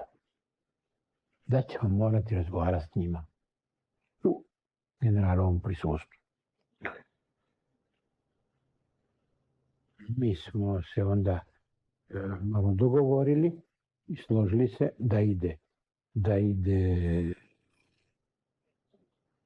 Herenčić kao komandant vojske, kao što je bio, i da idem ja kao eventualna politička osoba s kojom namjerom sam je bio poslan tamo.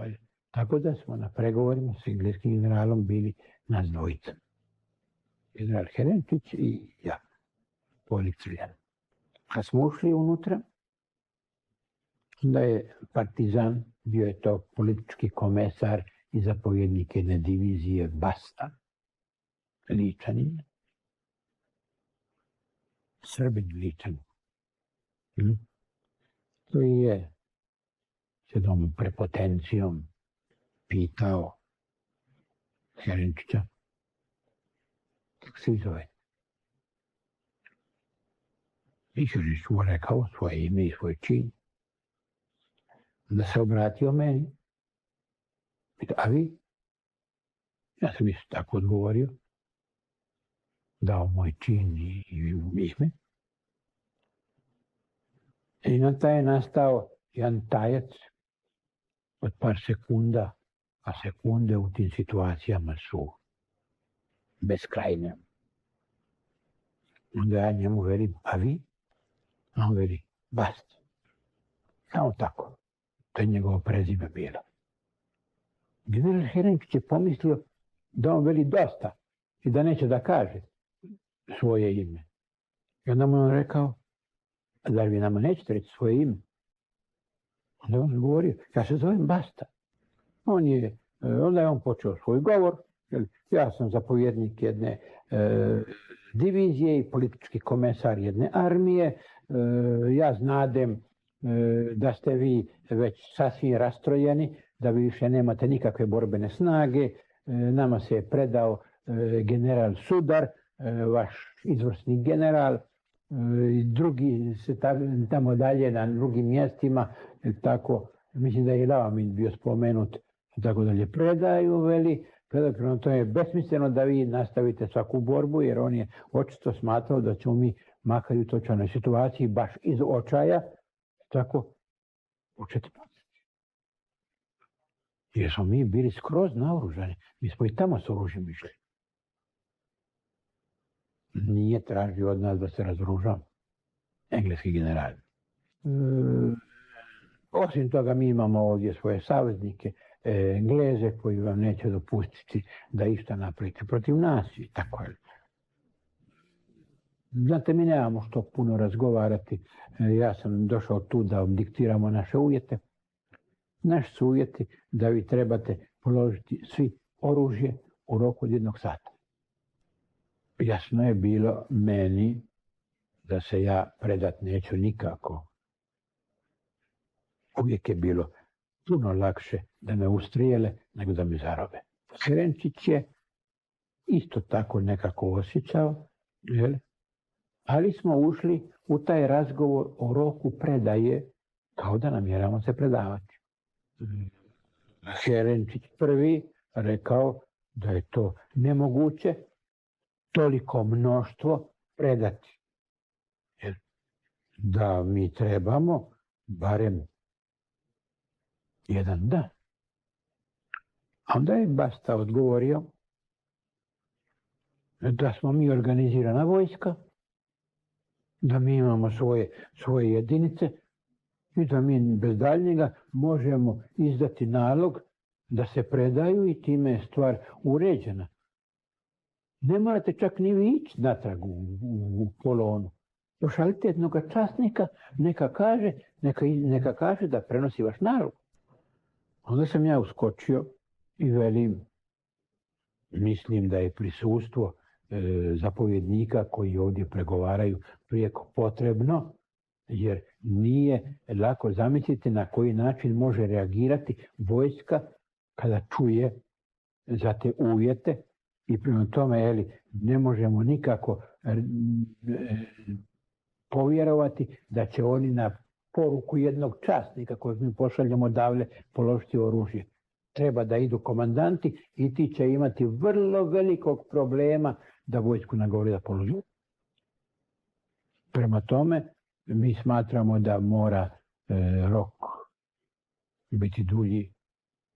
Onda engleski general koji mu je prevodio tumač sve intervenirao i rekao da misli da bi nam se moglo dati 2 sata.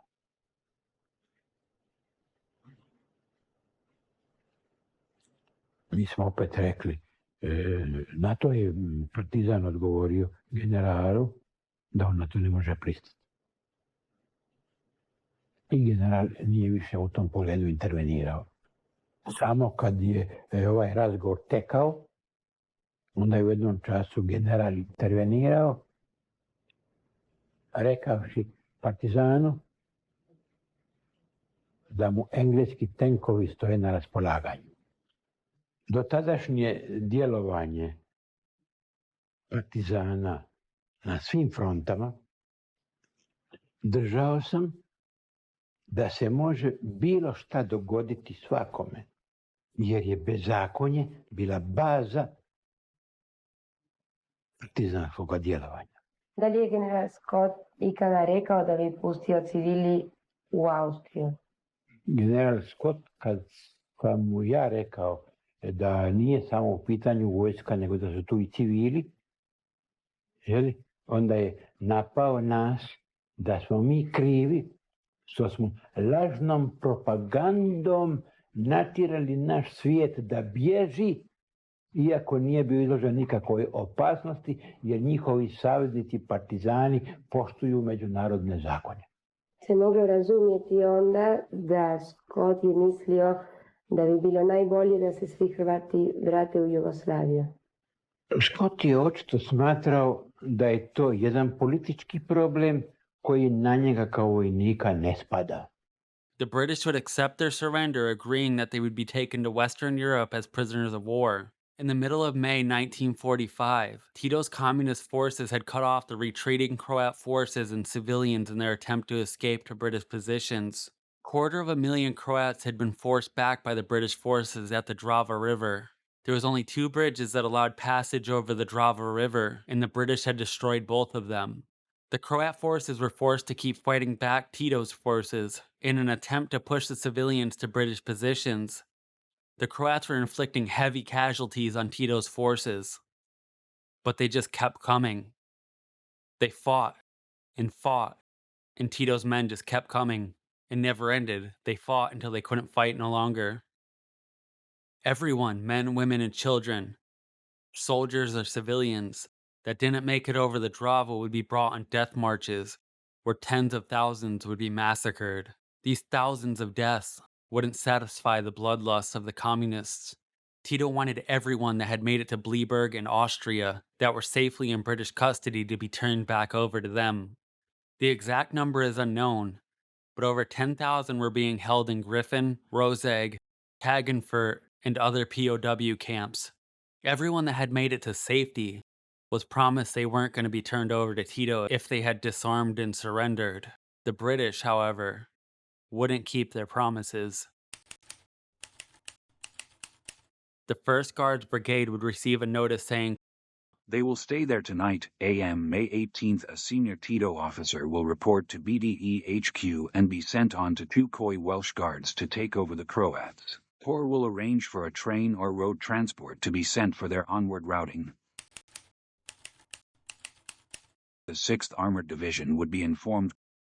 Corps has ordered that all Croats be sent to area Rosenbach to entrain for Yugoslavia. Transit camp to be formed WG area, not too near Rosenbach, as the victims are not to be told their destination. Able to take about 5,000 men. The first batch will embus from Portschak area 0 to 800 hours tomorrow, escort and guides to be provided by 1 Guards BDE. There are about 11,000 Croats all told in the DIV area. The Croats were told that they were going to Italy. Robin Rose Price of the 3rd Welsh Guard would write in his war diary on the 19th of May saying, quote, "Lovely day. Evacuation of Croats begin. Order of most sinister duplicity received, i.e. to send Croats to their foes, i.e. Tits, to Yugoslavia under the impression they were to go to Italy. Tit guards on trains hidden in guards van. 2,500 Croats evacuated from Station Maria Eland by evening of May 19th. Despite these ominous writings, some British believed that the Croats would be okay. Tito promised only war criminals would be punished. Nigel Nicholson would write, "First impressions of the reception accorded to the Croats were definitely good. They were kindly and efficiently handled, and provided with light refreshments before continuing their journey to Yugoslavia." It wouldn't take long for this grim reality to poke its head. The Brits would continue handing over Croats to Tito, but the 3rd Welsh Guards were disgusted by what was happening because they were responsible for the transport. The battalion chaplain Malcolm Richards would say, "The British part of the bargain of the Tito withdrawal was the handing over to the Tits the Croats and Chetniks we were holding in custody. This intricate and unwholesome task was accomplished, but not without a good many white lies being told, and an equal number of pangs of conscience being experienced as a result of them. The behavior of some of the Tito guards was brutal, bloody, and unspeakably unpleasant to witness. Guardsman beside himself with rage clobbered one of the Tits, smashing him against a tree. He was removed to the MO for stitches to his head, and Guardsman was put on a charge for insubordination. This fracas almost exploded elsewhere, and amidst a hubbub of noise and shrieks from some of the women some short time elapsed before conditions were stabilized again. The Croat families were brought to Mulbach, and were fed on the rumor that they were going to Italy, before being dispatched to a nearby railway station and to an uncertain and unsavory fate at the hands of the Tits. We were only able to continue in this harrowing task by constantly reminding ourselves that former events clearly proved that had the boot been on the other leg, the kick would have been no less savage. Even so, one doesn't think along these lines when passive resistance is ordered against inhuman treatment to men, women, and children. all the warning signs and the obvious mistreatment wouldn't be taken into consideration by the British Higher Command. This time, Major Hugo Baring of the 69th Infantry Brigade was ordered to hand over a group of Croats on the orders that they were Ustasha. They were not by any means Ustasha. They would be described as, quote, a bedraggled group of terrified-looking refugees dressed for the most part in rags. While soldiers could have changed their clothes and looked terrified, most of the group they were ordered to turn over were not Ustasha, not even the slightest possibility, because they were women and children. Nonetheless, they would be handed over to Tito's men. This time there was no pretend sympathy. The communists would walk away before Major Baring, quote, heard machine gunning begin. The entire group colonel meeting at the end of a tunnel. The British would drive a convoy of trucks and transferees, where they'd be placed on a train into Yugoslavia. Brutton would say, 2 weeks later I heard that they had been put in a hotel and then put up against the garden wall after lunch and mowed down with machine gun fire. One man escaped. He had been in the lavatory and was overlooked in the last and no doubt hasty search of the place before the butchery. He escaped over the mountains, told the tale and was retained, this time, as a refugee, his family being buried in the fields. Brutton, in his war diary dated May 18th, said the extraditions were, quote, most nauseating. John M. Perry, platoon commander of the 1st Battalion of the Welsh Regiment, would recall.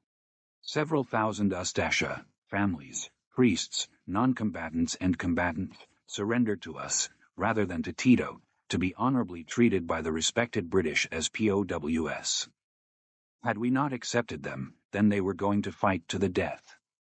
Weeks later, we were shocked and amazed to receive them back again with instructions to entrain them in cattle trucks at the nearby village of Maria Eland to proceed to concentration camps in Yugoslavia.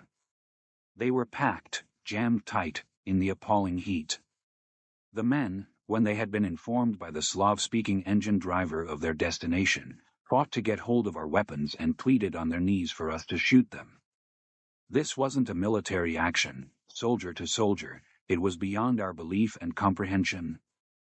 Thousands of Croats and Chetniks were handed over to Tito. A vast majority would be wholesale slaughtered and left to rot without any care. One survivor of the massacres would recall the, quote, abominable stench on the death march through the forest, saying, as we continued our march through this forest, we came upon piles of human bodies, all completely stripped of clothing. One would estimate that there were between 5,000 and 10,000 corpses in this forest. Those that I saw at close range had been shot. Bullet holes were plainly visible on many of the bodies. One of our partisan guards told us, for 3 hours we were killing them with heavy and light machine guns. The corpses lay piled one on top of the other for a distance of about a mile. This wouldn't be the end of the massacres. The orders would be changed. Instead of transferring only Croat troops, it expanded to include 17,000 Slovenes and 4,000 Serbs. Nigel Nicholson would be informed that all Serbs and Slovenes would, quote, go the same way all the Croats have. In 1980, Milovan Dilis, a former friend of Tito, would say, to be quite frank with you, we didn't at all understand why the British insisted on returning these people.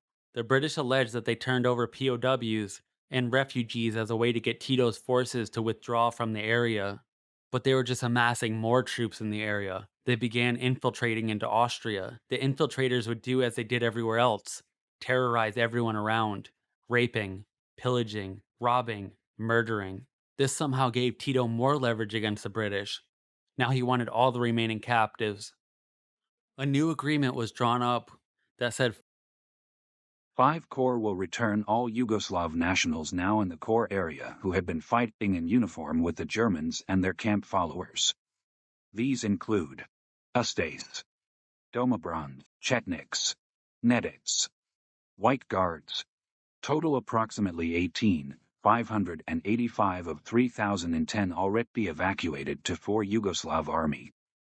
Further evacuation would be 10,000 to 4 Yugoslav army as already arranged via Rosenbach. 5,500 approximate to 3 Yugoslav army via Bleiburg or Lavamund. They didn't know who was fighting on the side of Germany. Just a couple days earlier, women and children were turned over as Ustaše. It would later be revealed that any and all peoples were to be treated as surrendered enemy personnel, allowing all men, women, children, Ustaše, Chetnik, innocent civilians, and refugee be considered surrendered military. Perry would later reflect on this, saying, under these conditions, even knowing that the Ustasha had committed atrocities and massacres, when and where does legal military obedience and discipline begin, and when does conscience and humanitarian beliefs prevail? With whom does the crime of war criminality apply? With the instigator, with the perpetrator, with the intermediaries?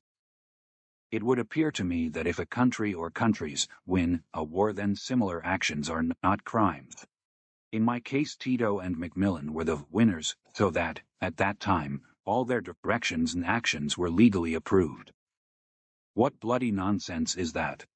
What measure of civilization is in that sort of thinking? No Yugoslav citizen was safe. Innocent Croat women, children, Slovene Home Guard that repeatedly risked their life to save downed British pilots, honorable military, war criminals, all treated the same. Their fates, sadly sealed, believing the British to be saviors, while they lied to their faces and sent them to a slaughterhouse. The story of surviving officer Miodrag Radotic when he realized his betrayal. I was the last to enter the passenger wagon, and I found an empty seat in the corner, close to the window. Across from me were Vasiljevic, Boza Najdanovic, and his wife. She was pregnant. The window pane was broken and the drops of rain were falling into the car. I stood up and tried to cover the window with my raincoat, and I saw something that petrified me. I was only able to stammer, "Partisans." My friend Milovan looked through the window and turned white like a bed sheet. From the railroad cation, the partisans, with guns in their hands, were running towards the passenger car. A dozen of Tito's forces would rush in. He would continue. By this time, Vladimir Ljadic informed me, I was more than clear in my mind that we had been betrayed and handed over to Tito's communists. At this precise moment a single thought was fixed in my mind. Not for a moment could I remain with the communists on board. No matter what, I must escape. The window through which I was observing the station scene was barred, as all the windows on these cattle trucks normally were. I turned round. As if by a miracle, the window diagonally opposite was without bars. I made my way across, stepping over sprawled men. The train was gathering speed. Soon the tunnel would be reached. There was not a second to waste. I grabbed the bar normally used to slide open the truck door, pulled myself up and, thrusting my leg first through the window, threw myself out of the truck. All I heard during this swift movement was someone yelling, "Don't be a fool, you'll get killed." I knew the risk, but I didn't even look where I was jumping, whether a bridge, a ravine, or a river were coming. I knew I must get out of that train. I did not even fall over, I just lightly touched the ground with my fingers and sprang upright again. Then, knowing that the officer's coach with the partisans in it was coming, I flattened myself down by the embankment and stayed in that position until the train disappeared. Then I ran and hid myself among bushes overlooking the railway track. I was actually saved by the heavy downpour, for from my hiding place I saw about 200 meters to my right a pair of British soldiers still guarding the blockaded area, but with their rain hoods on they could only see straight ahead. I stayed in this place for about 2 hours, expecting that our 3rd and 4th regiments would be brought to Maria Eland also, for their move was scheduled for noon. However, it was soon apparent that this would not be the case. From my vantage point I saw that the British contingent was recalling its sentries and tanks. Within an hour Maria Eland was a ghost station without a soul in sight. Tito would completely cover up these massacres, and the British would deny most of this ever happened. Here are some of their stories. This lie, which we told with the greatest reluctance, was ordered from above. And of course, if they'd learnt the truth, that they were going back to Yugoslavia where they didn't expect to survive, none of them would have consented to mount the railway trucks. And then for the next 5 days, we organized trainloads of Croats to go to Yugoslavia. Were there also women and children in with the people that were... Yes, there were women and children and old men and sometimes babies who were in these convoys which we organized. But as they trusted us that we were telling them the truth, there wasn't much trouble about loading them on. Count Tolstoy, in his book, he quotes you as saying, even now the full story has never come out. Of course it hasn't. What is the full story? Do you know the full story? Full story? Handing over, giving them back to Russia. And to the Yugoslavs also? And also to the Yugoslavs? Precisely. Quite correct. By what you mean? You mean by that... I mean by handing over to an ally, women, children, and people. No more, no less. That those people marching across the bridge were going to their death at the time? Yeah. pretty absolute. Cool, yeah, quite. What was your feelings at the time about that, knowing that these men, women, and children would be killed? Not my orders. Not my order. You had just received your orders and that was it then? That is exactly it. The fail is the fail. Orders are orders. I have no feeling whatever. As a soldier in that time, what was the general attitude towards the Croatians? How did you consider them? Foreign people. But did you hear the machine guns? Yes. On the Yugoslav side of the border? Oh, for Christ's sake. You think I like to talk about fucking kids being shot down? Think I hadn't got any time for people in his way? That bastard slaughtered. What was the conversation between the ordinary British soldier about this whole business? Dirty. They didn't like doing it? No. A dirty business in which we did not wish to be mixed up. A dirty, bloody political business in which we did not want to be. Were you given a reason at all, or just given the orders as a low-level soldier? We were ashamed of it. Did your superiors ever give you a reason for the repatriations of these people? Or did they just... We were ashamed.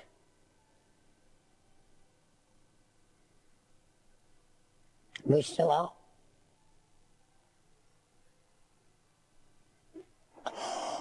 Okay, well, thanks very much for allowing me to interview, and I really do appreciate it. We're ashamed of it. Okay, thank you. We're ashamed of one thing. And we haven't got the guts to say fuck off. Yeah. Well... Jesus Christ.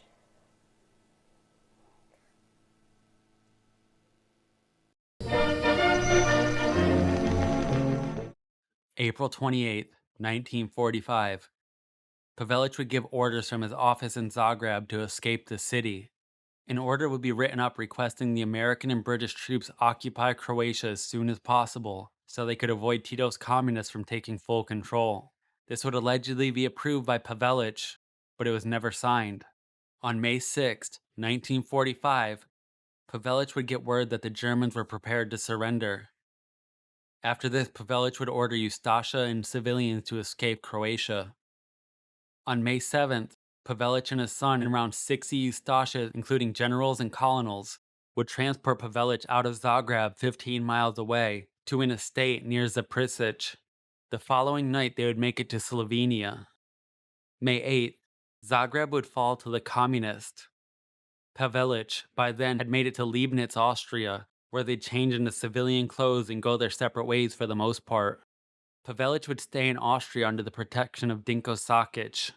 After escaping Croatia, Pavelić had multiple different identities, including Antonio Serdar, allegedly a priest, and the most notable being Pablo Aranjos, and an entire fake backstory, a widower and an engineer. He used this name and Hungarian passport to travel somewhat freely with the help of Catholic priest Krunoslav Draganović. There's conflicting reports in which some say Draganović was planning on turning Pavelić in, but he managed to get away before he could. Tito would take control of Yugoslavia and rule it with an iron fist.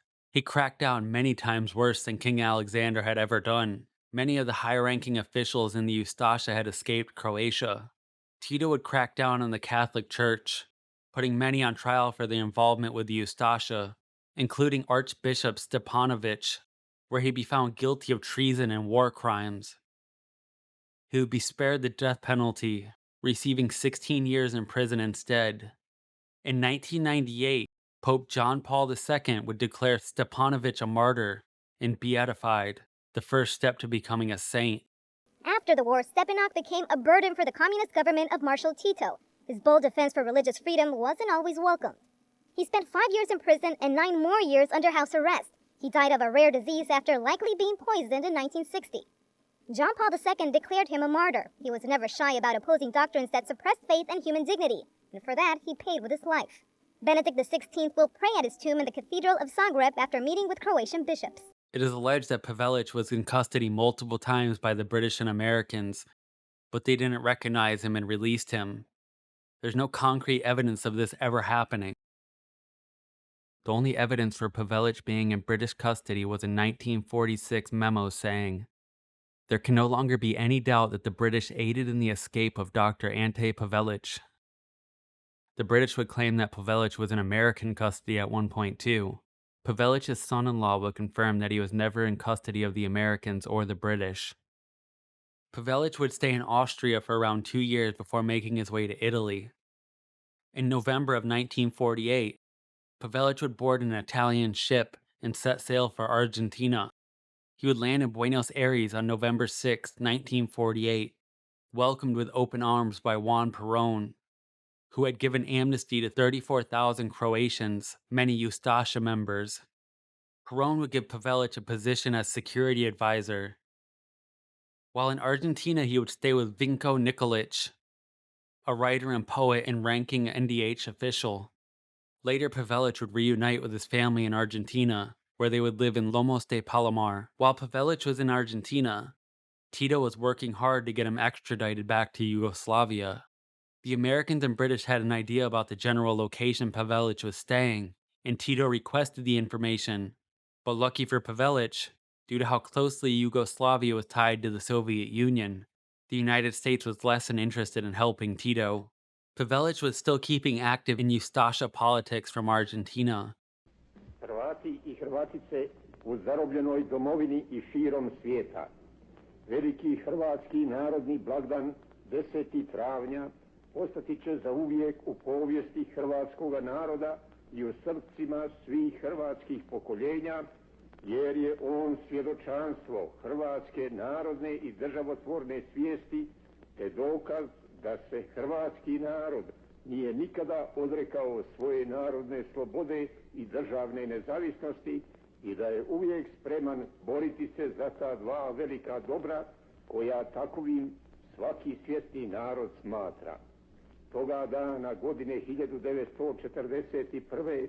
hrvatski je narod još jednom dokazao da je I sposoban izvojštiti izgubljenu slobodu, a koju mu je godine 1918. bilo oduzelo megalomansko velikosrpstvo, domogavši se pomoću izdaje I pogreškom neupućenih naše domovine I uključivši je u jednu umjetnu državnu tvorevinu pod tiraniju svoju I jedne dinastije sramotne prošlosti. Neprijateljska je nakana bila hrvatski narod zauvijek lišiti slobode I državne nezavisnosti I posle ga uništiti. U tu je svrhu kralj Aleksandar svojim dekretom I diktaturu bio uveo, te pod prijetnjom smrtne kazni svaku političku djelatnost zabranio, pa I samo spominjanje hrvatskoga imena. No hrvatski narodni duh I njegova državotvorna svijest dali su na to pravi odgovor, a taj je bio osnutak hrvatskog oslobodilačkog pokreta, koji je pokret protiv tuđinskom nasilju poveo borbu odgovarajućim sredstvima, a koja je borba dovela do 10. travnja, kada je cijeli hrvatski narod listom ustao I na čelu sa borcima toga pokreta tuđinsku tiraniju iz svoje domovine odstranio, te uspostavio svoju nezavisnu državu Hrvatsku, koja ima više nego 1000-godišnju prošlost.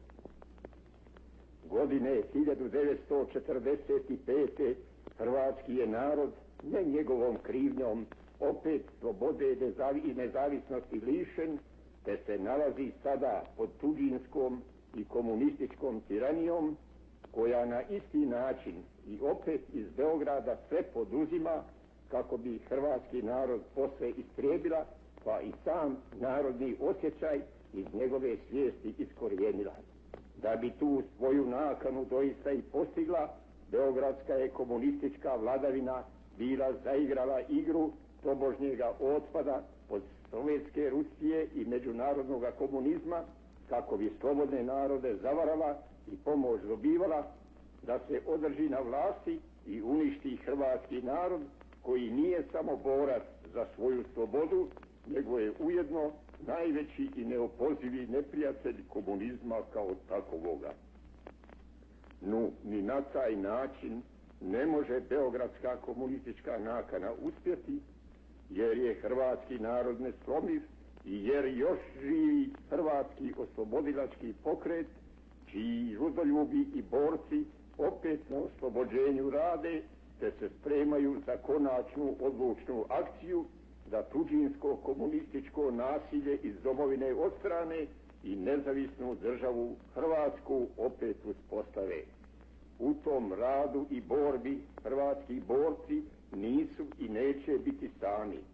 Bezbožni i zločinački komunizam nametnuo je svoju tiraniju i svim ostalim narodima u istočnoj i jugoistočnoj Evropi, te se i svi oni za borbu spremaju, a hrvatski oslobodilački pokret je u slogi i suradnji sa njihovim rodoljubima i borcima. Braćo i sestre, zločinačka, tuđinska i komunistička ruka hara po našoj zarobljenoj domovini, puni tamnice i sije smrt.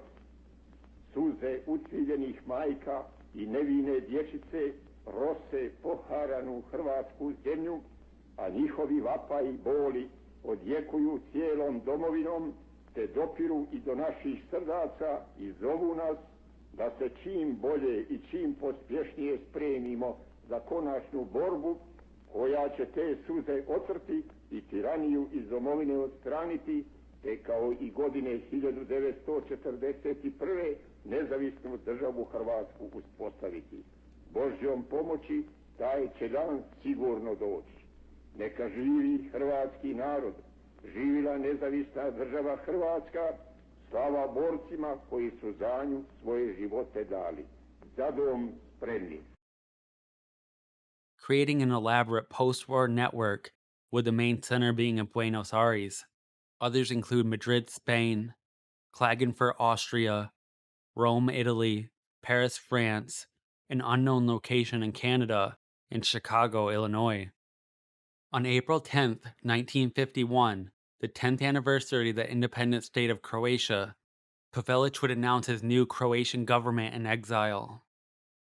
On May 24th, 1951, Yugoslavia demanded Pavelić be extradited to Yugoslavia, but the Perón administration denied the request.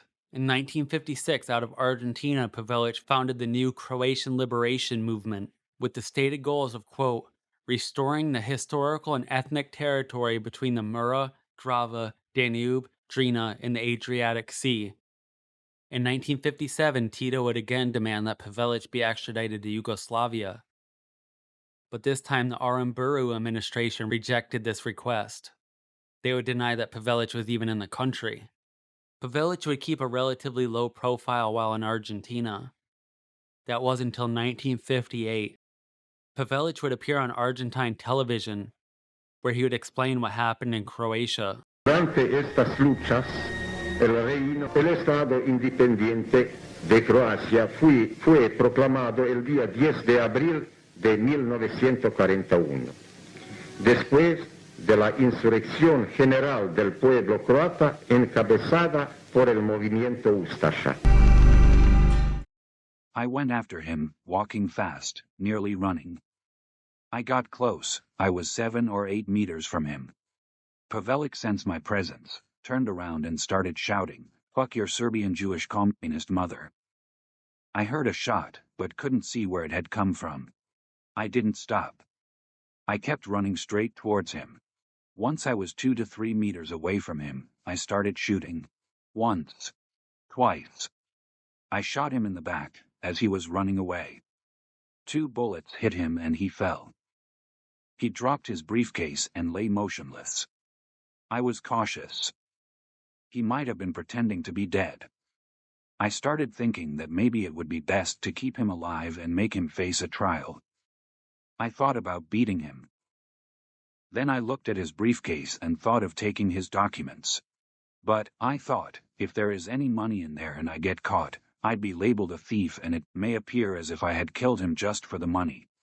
I decided to leave him and his briefcase as they were. Someone started shouting and shooting in my direction. I turned around and took 3 shots and started to run around the buildings on a semicircular street. Some people stepped out and asked me what had happened. Breathless, I responded, "Look at those drunk fools, they're shooting at people for no reason." I hid the gun in my pocket. I left 1 bullet for myself, just in case. This is a story as told by Pavelić. He would later claim that Pavelić begged for mercy after being shot, but by witness accounts, this never happened. Pavelić would maintain that the assassination wasn't state-sponsored, and Yugoslavia had no involvement. But Pavelić, he was certain, quote, Yugoslav communists are involved. Many Croats believed the communists in Yugoslavia were involved. There's no definitive proof that Pavelić had or hadn't been sent there by the Yugoslav state, or was contracted to assassinate Pavelić. Argentina tried to hide the fact that Pavelić and other Ustaše were in Argentina. But now, with Pavelić being shot in the streets, it confirmed that he was, and it couldn't be covered up. After the shooting, Pavelić would be taken out of Argentina and taken to Chile. From Chile, Pavelić and his family would move to Spain, where they were granted asylum by the Spanish authorities. They had an agreement that Pavelić and his family would be safe in Spain, but he was not allowed to make any appearances in public. Ante Pavelić, at 70 years of age, would pass away on December 28, 1959, at the Allman Hospital in Madrid, allegedly due to the complications of the wounds inflicted by Pavelić years earlier. There's no autopsy or medical documents that cite this as his cause of death. He'd be buried in the San Isidro Cemetery, the oldest private burial ground in Madrid. Since the early 1990s, every year a Catholic church in Zagreb has a memorial mass on December 28th for Ante Pavelić, which receives many supporters and many protesters.